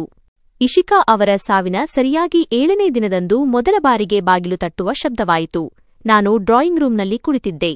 ಕೈಯಲ್ಲಿ ಅಪ್ಪನ ಹಳೆಯ ಫೋಟೋ ಇತ್ತು. ಆಗ ಗೇಟ್ ಬಳಿ ಕಾರುಗಳ ಶಬ್ದವಾಯಿತು. ಒಂದಲ್ಲ, ಎರಡಲ್ಲ, 3 ದೊಡ್ಡ ಕಾರುಗಳು, ಕಪ್ಪು ಗ್ಲಾಸ್, ಮಿನುಗುವ ಲೋಹ ಮತ್ತು ಅವುಗಳ ಜೊತೆಗೆ ಇಳಿದು ಬಂದ ಅಹಂಕಾರ. ಹಳೆಯ ಕೆಲಸಗಾರರು ಓಡುತ್ತಾ ಬಂದು, ಯಜಮಾನತಿ, ಕೆಲವರು ಬಂದಿದ್ದಾರೆ, ನಿಮ್ಮನ್ನು ಭೇಟಿಯಾಗಲು ಬಯಸುತ್ತಾರೆ ಎಂದು ಹೇಳಿದರು. ಯಜಮಾನತಿ ಎಂಬ ಶಬ್ದ ಈಗಲೂ ನನ್ನ ಕಿವಿಗೆ ಅಪರಿಚಿತವಾಗಿತ್ತು. ನಾನು ದುಪಟ್ಟಾವನ್ನು ಸರಿಪಡಿಸಿಕೊಂಡು ಎದೆಯನ್ನು ಗಟ್ಟಿಗೊಳಿಸಿಕೊಂಡು ಹೊರಗೆ ಬಂದೆ. ಎದುರಿಗೆ 4 ಜನ ನಿಂತಿದ್ದರು. ಭಾರವಾದ ಒಡವೆಗಳನ್ನು ಧರಿಸಿದ್ದ ಒಬ್ಬ ಮಧ್ಯವಯಸ್ಕ ಮಹಿಳೆ. ಆಕೆಯ ಕಣ್ಣುಗಳಲ್ಲಿ ದುಃಖವಿರಲಿಲ್ಲ, ಕೇವಲ ಲೆಕ್ಕಾಚಾರವಿತ್ತು. ದುಬಾರಿ ಸೂಟ್ ಧರಿಸಿದ್ದ 2 ಪುರುಷರು. ಅವರ ಮುಖದಲ್ಲಿ ನಗುವಿಗಿಂತ ಅಹಂಕಾರವೇ ಹೆಚ್ಚಿತ್ತು. ಮತ್ತು 4ನೆಯವನು, ಆತನ ಕಣ್ಣುಗಳು ನನಗೆ ಮೊದಲಿನಿಂದಲೂ ತಪ್ಪಾಗಿ ಕಾಣುತ್ತಿದ್ದವು. ನೀವೇನಾ ವಾಮಿಕಾ ಎಂದು ಒಬ್ಬ ಮಹಿಳೆ ನನ್ನ ಹೆಸರನ್ನೇ ಯಾವುದೋ ತಪ್ಪು ಎಂಬಂತೆ ಕೇಳಿದಳು. ಹೌದು, ನಾನೇ ಎಂದು ನಾನು ಹೇಳಿದೆ. ಅದಕ್ಕೆ ಅವಳು ನಗುತ್ತಾ, ಆಶ್ಚರ್ಯ, ಇಶಿಕಾ ಅವರು ವೃದ್ಧಾಶ್ರಮದಿಂದ ಯಾವುದೋ ಹುಡುಗಿಯನ್ನು ದತ್ತು ಪಡೆದಿದ್ದಾರೆ ಎಂದು ನಮಗೆ ಹೇಳಲೇ ಇಲ್ಲ ಎಂದಳು. ಅವಳ ಮಾತುಗಳಲ್ಲಿ ದತ್ತು ಪಡೆಯುವ ವಿಷಯಕ್ಕಿಂತ ಹೆಚ್ಚಾಗಿ ವ್ಯವಹಾರದ ವಾಸನೆ ಬರುತ್ತಿತ್ತು. ಇವರು ಶೋಕ ಆಚರಿಸಲು ಬಂದಿಲ್ಲ, ಬದಲಿಗೆ ತಮ್ಮ ಪಾಲನ್ನು ಕೇಳಲು ಬಂದಿದ್ದಾರೆ ಎಂದು ನನಗೆ ಅರ್ಥವಾಯಿತು. ಒಳಗೆ ಕುಳಿತ ತಕ್ಷಣ ಮಾತುಕತೆ ಶುರುವಾಯಿತು. ನೋಡಿ, ಫೈಲ್ ತೆರೆಯುತ್ತಾ ಒಬ್ಬ ವ್ಯಕ್ತಿ ಹೇಳಿದ, ನಾವು ಇಶಿಕಾ ಅವರ ಸಂಬಂಧಿಕರು ಮತ್ತು ವ್ಯಾಪಾರ ಪಾಲುದಾರರೂ ಆಗಿದ್ದೇವೆ. ಈ ಆಸ್ತಿಯನ್ನು ಹೀಗೆ ಅನಾಥ ಹುಡುಗಿಗೆ ನೀಡುವುದು ಕಾನೂನುಬದ್ಧವಾಗಿ ಸರಿಯಲ್ಲ. ಆಗ ನನ್ನ ಹೊಟ್ಟೆಯಲ್ಲಿ ಸಣ್ಣದಾದ ಚಲನೆಯಾಯಿತು. ತಿಳಿಯದೆಯೇ ನಾನು ಹೊಟ್ಟೆಯ ಮೇಲೆ ಕೈ ಇಟ್ಟುಕೊಂಡೆ. ನಾನು ಅನಾಥಳಲ್ಲ. ನಾನು ಮೃದುವಾದ ಆದರೆ ಸ್ಪಷ್ಟವಾದ ದನಿಯಲ್ಲಿ ಹೇಳಿದೆ, ನಾನು ತನಿಷ್ನ ಮಗಳು. ಕೋಣೆಯಲ್ಲಿ ಸ್ಮಶಾನ ಮೌನ ಆವರಿಸಿತು. ಅದೇ ಹೆಸರು ಅವರ ನಿದ್ದೆಗೆಡಿಸಿತ್ತು, ತನಿಷ್. ಇನ್ನೊಬ್ಬ ವ್ಯಕ್ತಿ ವ್ಯಂಗ್ಯದ ನಗುವಿನೊಂದಿಗೆ ಹೇಳಿದ, ಓಹ್, ಅದೇ ಬಡ ಸಂಗೀತಗಾರ. ನನ್ನ ಸಹನೆಯ ಕಟ್ಟೆ ಒಡೆಯಲಾರಂಭಿಸಿತು. ಅದೇ ಸಂಬಂಧ, ನಾನು ಹೇಳಿದೆ, ಅದು ನಿಮಗೆಂದಿಗೂ ಇರಲಿಲ್ಲ. ಹೃದಯದ ಸಂಬಂಧ. ಅವರು ಸಾಕಷ್ಟು ಮಾತನಾಡಿದರು. ಅವರು ಹೋದ ನಂತರ ಈ ಬಂಗಲೆ, ಈ ಸಂಪತ್ತು, ಈ ಹೆಸರು ಎಲ್ಲವೂ ನನ್ನನ್ನು ರಕ್ಷಿಸಲು ಅಲ್ಲ, ಬದಲಿಗೆ ನನ್ನನ್ನು ಸುತ್ತುವರಿಯಲು ಬಂದಿವೆ ಎಂದು ನನಗೆ ಮೊದಲ ಬಾರಿಗೆ ಅರಿವಾಯಿತು. ಅದೇ ಸಂಜೆ ವಕೀಲ ಆರ್ಯನವರ ಫೋನ್ ಬಂತು. ಮಗಳೇ, ಅವರ ಧ್ವನಿಯಲ್ಲಿ ಆತಂಕವಿತ್ತು. ಹೀಗಾಗುತ್ತದೆ ಎಂದು ನನಗೆ ಅಂದಾಜಿತ್ತು. ಅವರು ಕೋರ್ಟ್ನಲ್ಲಿ ಕೇಸ್ ಹಾಕಿದ್ದಾರೆ. ನನ್ನ ಕೈಗಳು ನಡುಗಲಾರಂಭಿಸಿದವು. ಹಾಗಾದರೆ ಅವರು ನನ್ನಿಂದ ಎಲ್ಲವನ್ನೂ ಕಸಿದುಕೊಳ್ಳುತ್ತಾರೆಯೇ ಎಂದು ಕೇಳಿದೆ. ನೀನು ಭಯಪಟ್ಟರೆ? ಹೌದು, ಬಹುಶಃ ಅವರು ಯಶಸ್ವಿಯಾಗಬಹುದು ಎಂದು ಅವರು ಸ್ಪಷ್ಟವಾಗಿ ಹೇಳಿದರು. ಕಾನೂನು ಕಾಗದಗಳನ್ನು ನೋಡುತ್ತದೆ, ಆದರೆ ನ್ಯಾಯಾಧೀಶರು ಮನುಷ್ಯರಾಗಿರುತ್ತಾರೆ. ನೀನು ಕೇವಲ ವಾರಸುದಾರಳಾಗಲು ಅಲ್ಲ, ಹಕ್ಕುದಾರಳಾಗಲು ಎದ್ದು ನಿಲ್ಲಬೇಕು. ಆ ರಾತ್ರಿ ನನಗೆ ನಿದ್ದೆ ಬರಲಿಲ್ಲ. ಅಪ್ಪನ ಮುಖ ಕಣ್ಣ ಮುಂದೆ ಬರುತ್ತಿತ್ತು. ಅವರ ಮುರಿದ ಪಿಟೀಲು, ಇಶಿಕಾ ಅವರ ನಡುಗುವ ಬೆರಳುಗಳು ಮತ್ತು ನನ್ನ ಹೊಟ್ಟೆಯಲ್ಲಿ ಬೆಳೆಯುತ್ತಿರುವ ಆ ಮುಗ್ಧ ಜೀವ. ಈ ಹೋರಾಟ ಕೇವಲ ಸಂಪತ್ತಿಗಾಗಿ ಅಲ್ಲ, ಅವನ ಭವಿಷ್ಯಕ್ಕಾಗಿ. ಮರುದಿನ ನಾನು ಮೊದಲ ಬಾರಿಗೆ ನಾನೇ ಕೋರ್ಟ್ಗೆ ಹೋದೆ. ಸಾಧಾರಣ ಸೀರೆ ಉಟ್ಟು, ಯಾವುದೇ ಒಡವೆಗಳಿಲ್ಲದೆ. ನಾನು ಸಂಪತ್ತಿನ ಪ್ರದರ್ಶನ ಮಾಡುತ್ತಿದ್ದೇನೆ ಎಂದು ಯಾರೂ ಹೇಳಬಾರದು ಎಂದು ನಾನು ಬಯಸಿದ್ದೆ. ಕೋರ್ಟ್ರೂಂನಲ್ಲಿ ನ್ಯಾಯಾಧೀಶರು ನನ್ನನ್ನು, ನೀವು ಇಷ್ಟು ದೊಡ್ಡ ಆಸ್ತಿಯನ್ನು ಏಕೆ ಪಡೆಯಲು ಬಯಸುತ್ತೀರಿ ಎಂದು ಕೇಳಿದಾಗ ನಾನು ನೇರವಾಗಿ ಉತ್ತರಿಸಿದೆ, ನಾನು ಪಡೆಯಲು ಬಯಸಿರಲಿಲ್ಲ. ಆದರೆ ನಾನು ಇದನ್ನು ಬಿಟ್ಟುಬಿಟ್ಟರೆ ಬಡವರು ತಮ್ಮ ಹಕ್ಕನ್ನು ನಿಭಾಯಿಸಲು ಅರ್ಹರಲ್ಲ ಎಂಬುದು ಸಾಬೀತಾಗುತ್ತದೆ. ಕೋಣೆಯಲ್ಲಿ ಪಿಸುಮಾತುಗಳು ಪ್ರಾರಂಭವಾದವು. ಈ ಆಸ್ತಿ ನನ್ನ ತಂದೆಯ ಕನಸುಗಳ ಬೆಲೆ. ನನ್ನ ಧ್ವನಿ ಭಾರವಾಯಿತು. ಮತ್ತು ನಾನು ಆ ಬೆಲೆಯನ್ನು ಹೀಗೆ ದುರಾಸೆಯ ಕೈಗೆ ಒಪ್ಪಿಸಲು ಸಾಧ್ಯವಿಲ್ಲ. ವಕೀಲರು ಇಶಿಕಾ ಅವರ ಪತ್ರವನ್ನು ಕೋರ್ಟ್ನಲ್ಲಿ ಓದಿ ಹೇಳಿದರು. ಪ್ರತಿಯೊಂದು ಸಾಲಿನಲ್ಲೂ ಅದು ನನ್ನ ವಿರುದ್ಧವಾಗಿತ್ತು. ಅವರ ಮುಖಗಳು ಬಾಡಿಹೋದವು. ನ್ಯಾಯಾಧೀಶರು ಸುತ್ತಿಗೆ ಬಡಿದು ಉಯಿಲು ಸರಿಯಾಗಿದೆ ಎಂದು ಹೇಳಿದಾಗ ನನ್ನೊಳಗೆ ಏನೋ ಮುರಿದು ಶಾಂತವಾಯಿತು. ನಾನು ಗೆದ್ದಿದ್ದೆ, ಆದರೆ ಇದು ಕೇವಲ ಕಾಗದದ ಮೇಲಿನ ಗೆಲುವು ಎಂದು ಅಂದು ನನಗೆ ಅರ್ಥವಾಯಿತು. ನಿಜವಾದ ಹೋರಾಟ ಈಗ ಶುರುವಾಗಬೇಕಿತ್ತು. ಬೀದಿಗಳಿಂದ ಎದ್ದು ಬಂದು ಸತ್ಯ ಮತ್ತು ತಾಳ್ಮೆಯೊಂದಿಗೆ ಪ್ರಪಂಚದ ಮುಂದೆ ನಿಂತಿರುವ ಹುಡುಗಿಯ ಹೋರಾಟ. ಕೋರ್ಟ್ ದಿನಾಂಕಗಳು ಮುಗಿದಿದ್ದವು. ತೀರ್ಪಿನ ಸದ್ದು ಕೂಡ ನಿಧಾನವಾಗಿ ಶಾಂತವಾಗುತ್ತಿತ್ತು. ಆದರೆ ನನ್ನೊಳಗೆ ಇದ್ದ ಚಡಪಡಿಕೆ ಪ್ರತಿದಿನವೂ ಹೆಚ್ಚುತ್ತಿತ್ತು. ಈ ಚಡಪಡಿಕೆ ಭಯದ್ದಾಗಿರಲಿಲ್ಲ.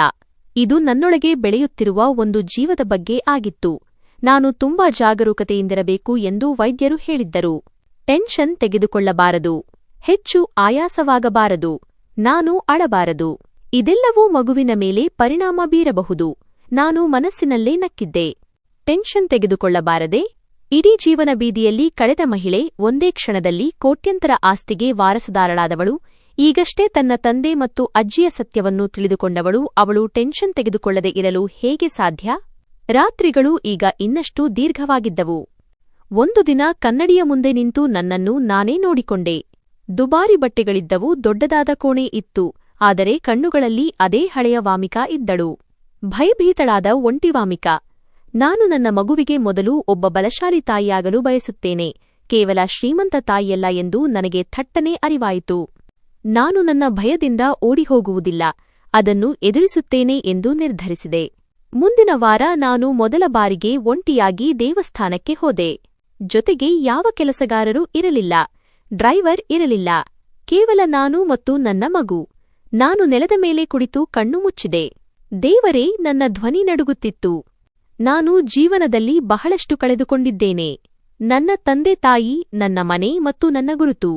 ಈಗ ದಯವಿಟ್ಟು ಇವನನ್ನು ಕಸಿದುಕೊಳ್ಳಬೇಡ. ನನ್ನ ಹೊಟ್ಟೆಯಲ್ಲಿ ಸಣ್ಣದಾದ ಚಲನೆಯಾಯಿತು. ಬಹುಶಃ ಮೊದಲ ಬಾರಿಗೆ ನನ್ನ ಮಗು ನನ್ನ ಮಾತಿಗೆ ಪ್ರತಿಕ್ರಿಯೆ ನೀಡಿತ್ತು. ಆ ದಿನ ನಾನು ಅಳಲಿಲ್ಲ. ಮೊದಲ ಬಾರಿಗೆ ನಾನು ಒಂಟಿಯಲ್ಲ ಎಂದು ನನಗೆ ಅನ್ನಿಸಿತು. ತಿಂಗಳುಗಳು ಕಳೆದಂತೆ ಈ ಮಗುವಿನೊಂದಿಗಿನ ನನ್ನ ಸಂಬಂಧ ಇನ್ನಷ್ಟು ಗಾಢವಾಯಿತು. ನಾನು ಅವನೊಂದಿಗೆ ಮಾತನಾಡಲು ಪ್ರಾರಂಭಿಸಿದೆ. ನಿನ್ನ ಅಜ್ಜ ತುಂಬಾ ಒಳ್ಳೆಯ ಮನುಷ್ಯರಾಗಿದ್ದರು, ಅವರು ಪಿಟೀಲು ನುಡಿಸುತ್ತಿದ್ದರು, ಅವರು ಇದ್ದಿದ್ದರೆ ತುಂಬಾ ಸಂತೋಷಪಡುತ್ತಿದ್ದರು ಎಂದು ನಾನು ಆಗಾಗ್ಗೆ ಹೇಳುತ್ತಿದ್ದೆ. ನಂತರ ಹೆರಿಗೆಯ ದಿನ ಅಚಾನಕ್ಕಾಗಿ ಬಂತು. ಆಸ್ಪತ್ರೆಯ ಬಿಳಿಗೋಡೆಗಳು, ಪ್ರಖರವಾದ ಲೈಟ್ಗಳು ಮತ್ತು ಯಂತ್ರಗಳ ಶಬ್ದಗಳು ಎಲ್ಲವೂ ನನ್ನನ್ನು ಭಯಪಡಿಸುತ್ತಿದ್ದವು. ಧೈರ್ಯವಾಗಿರಿ ಎಂದು ವೈದ್ಯರು ಹೇಳಿದರು. ನಾನು ಕಣ್ಣು ಮುಚ್ಚಿದೆ. ಅಪ್ಪನ ಮುಖ ಕಣ್ಣ ಮುಂದೆ ಬಂತು. ಇಶಿಕಾ ಅವರ ನಡುಗುವ ನಗು ನೆನಪಾಯಿತು ಮತ್ತು ನಂತರ ಜೋರಾದ ಅಳು ಕೇಳಿಸಿತು. ಆ ಅಳುವಿನಲ್ಲಿ ನನ್ನ ಇಡೀ ಜೀವನವೇ ಕರಗಿ ಹೋಗಿತ್ತು. ನರ್ಸ್ ಮಗುವನ್ನು ನನ್ನ ಮಡಿಲಲ್ಲಿ ಇರಿಸಿದಾಗ ನನ್ನ ಉಸಿರು ನಿಂತಂತಾಯಿತು. ಆ ಪುಟ್ಟ ಮುಖ, ಮುಚ್ಚಿದ ಕಣ್ಣುಗಳು ಮತ್ತು ಅಪ್ಪನ ಕಣ್ಣುಗಳಲ್ಲಿರುತ್ತಿದ್ದ ಅದೇ ಮುಗ್ಧತೆ. ಗಂಡು ಮಗು ಎಂದು ನರ್ಸ್ ಹೇಳಿದರು. ನನಗೆ ಏನು ಹೇಳಬೇಕೆಂದು ತಿಳಿಯಲಿಲ್ಲ. ಕೇವಲ ಅವನ ಹಣೆಗೆ ಮುತ್ತಿಟ್ಟೆ. ನನ್ನ ಜೀವನ ಈಗ 2 ಭಾಗಗಳಲ್ಲಿ ವಿಂಗಡಿಸಲಾಗಿದೆ ಎಂದು ಆ ಕ್ಷಣ ನನಗೆ ಅರ್ಥವಾಯಿತು. ಮಗನು ಬರುವ ಮೊದಲು ಮತ್ತು ಅವನು ಬಂದ ನಂತರ. ನಾನು ಅವನಿಗೆ ಅನ್ವಿತ್ ಎಂದು ಹೆಸರಿಟ್ಟೆ, ಏಕೆಂದರೆ ಅವನು ನನ್ನ ಮುರಿದು ಹೋದ ನೆನ್ನೆ ಮತ್ತು ಸುಧಾರಿಸುತ್ತಿರುವ ನಾಳೆಯ ಕೊಂಡಿಯಾಗಿದ್ದನು. ಈಗ ನನ್ನ ಮುಂಬರುವ ಬೆಳಗುಗಳು ಬದಲಾಗಿದ್ದವು. ದುಬಾರಿ ಪರದೆಗಳಿಂದ ಬರುವ ಬಿಸಿಲು ಅವನ ಮುಖದ ಮೇಲೆ ಬೀಳುತ್ತಿತ್ತು ಮತ್ತು ನಾನು ಗಂಟೆಗಟ್ಟಲೆ ಅವನನ್ನು ನೋಡುತ್ತಾ ಇರುತ್ತಿದ್ದೆ. ಕೆಲವೊಮ್ಮೆ ಭಯ ಮತ್ತೆ ಮರಳುತ್ತಿತ್ತು. ನಾನು ಒಳ್ಳೆಯ ತಾಯಿಯಾಗದಿದ್ದರೆ? ನಾನು ಯಾವುದಾದರೂ ದಿನ ಮುರಿದು ಬಿದ್ದರೆ? ಆಗ ಅನ್ವಿತ್ ತನ್ನ ಬೆರಳುಗಳಿಂದ ನನ್ನ ಬೆರಳುಗಳನ್ನು ಹಿಡಿದುಕೊಳ್ಳುತ್ತಿದ್ದನು ಮತ್ತು ನನ್ನ ಭಯ ಕರಗಿ ಹೋಗುತ್ತಿತ್ತು. ಈ ಮಗು ನನ್ನ ಭಯದ ವಾರಸುದಾರನಾಗುವುದಿಲ್ಲ, ನನ್ನ ಧೈರ್ಯವಾಗುತ್ತಾನೆ ಎಂದು ನಾನು ಅಂದೇ ನಿರ್ಧರಿಸಿದ್ದೆ. ಜಗತ್ತು ಕೇವಲ ಶ್ರೀಮಂತರಿಗೆ ಮಾತ್ರ ಸೇರಿದ್ದು ಎಂದು ನಾನು ಅವನಿಗೆ ಕಲಿಸುವುದಿಲ್ಲ. ಜಗತ್ತು ಮನುಷ್ಯರಿಂದ ಕೂಡಿದೆ ಎಂದು ನಾನು ಅವನಿಗೆ ಕಲಿಸುತ್ತೇನೆ. ಮತ್ತು ಪ್ರತಿದಿನ ರಾತ್ರಿ ನಾನು ಅವನನ್ನು ಮಲಗಿಸುವಾಗ, ನೀನು ನನ್ನ 2ನೇ ಆರಂಭ ಎಂದು ಮನಸ್ಸಿನಲ್ಲೇ ಹೇಳಿಕೊಳ್ಳುತ್ತೇನೆ. ಮತ್ತು ಈ ಬಾರಿ ನಾನು ಸೋಲನ್ನು ಒಪ್ಪಿಕೊಳ್ಳುವುದಿಲ್ಲ. ಅನ್ವಿತ್ ಬಂದ ನಂತರ ನನ್ನ ಮನೆ ತುಂಬಿಕೊಂಡಿತು. ಸಂಪತ್ತು ಸರಿಯಾದ ಕೈಗೆ ಸೇರದಿದ್ದರೆ ಅದು ವಿಷವಾಗುತ್ತದೆ, ಮತ್ತು ಅದೇ ಸಂಪತ್ತು ಮುರಿದು ಹೋದ ಮಗುವಿನ ಕೈಯಲ್ಲಿ ಪಿಟೀಲಿನಂತೆ ಬಂದರೆ ಅದು ಆಶೀರ್ವಾದವಾಗುತ್ತದೆ ಎಂದು ನಾನು ಕಲಿತೆ. ಕಥೆ ಇಲ್ಲಿಗೆ ಮುಗಿಯುತ್ತದೆ, ಆದರೆ ಪಯಣವಲ್ಲ. ಏಕೆಂದರೆ ಈಗ ನಾನು ಕೇವಲ ವಾಮಿಕಾ ಅಲ್ಲ, ನಾನು ತನಿಷ್ನ ಮಗಳು ಮತ್ತು ಇದೇ ನನ್ನ ನಿಜವಾದ ಪರಂಪರೆ. ಹಣವು ದುರಾಸೆಯಿಂದ ಬಂದರೆ ದುಃಖವನ್ನು ನೀಡುತ್ತದೆ ಮತ್ತು ನಿಜವಾದ ಹೃದಯ ಮತ್ತು ತಪ್ಪನ್ನು ಸರಿಪಡಿಸಿಕೊಳ್ಳುವುದರಿಂದ ಬಂದರೆ ಒಳ್ಳೆಯದನ್ನು ಮಾಡುತ್ತದೆ ಎಂದು ನಾನು ಹೇಳಲು ಬಯಸುತ್ತೇನೆ. ಕ್ಷಮಿಸುವುದು ಮನುಷ್ಯನನ್ನು ದುರ್ಬಲನನ್ನಾಗಿ ಮಾಡುವುದಿಲ್ಲ, ಬದಲಿಗೆ ಇನ್ನಷ್ಟು ಬಲಶಾಲಿಯನ್ನಾಗಿ ಮಾಡುತ್ತದೆ. ಹೇಗಿದ್ದರೂ ನಿಜವಾದ ಸಂಪತ್ತು ಎಂದರೆ ಹಣವಲ್ಲ. ನಿಜವಾದ ಸಂಪತ್ತು ಎಂದರೆ ಪ್ರೀತಿ, ಒಳ್ಳೆಯತನ ಮತ್ತು ಮಾನವೀಯತೆ. ಸ್ನೇಹಿತರೆ, ನಮ್ಮ ಕಥೆ ನಿಮಗೆ ಇಷ್ಟವಾಗಿದೆ ಎಂದು ಭಾವಿಸುತ್ತೇನೆ. ಕಥೆ ಇಷ್ಟವಾಗಿದ್ದರೆ ವಿಡಿಯೋವನ್ನು ಲೈಕ್ ಮಾಡಿ. ಚಾನೆಲ್ಗೆ ಹೊಸಬರಾಗಿದ್ದರೆ ಸಬ್ಸ್ಕ್ರೈಬ್ ಮಾಡಿ ಮತ್ತು ಮುಂದಿನ ಅಪ್ಡೇಟ್ ಎಲ್ಲರಿಗಿಂತ ಮೊದಲು ನಿಮಗೆ ಸಿಗಲು ನೋಟಿಫಿಕೇಷನ್ ಬೆಲ್ ಅನ್ನು ತಪ್ಪದೆ ಒತ್ತಿರಿ.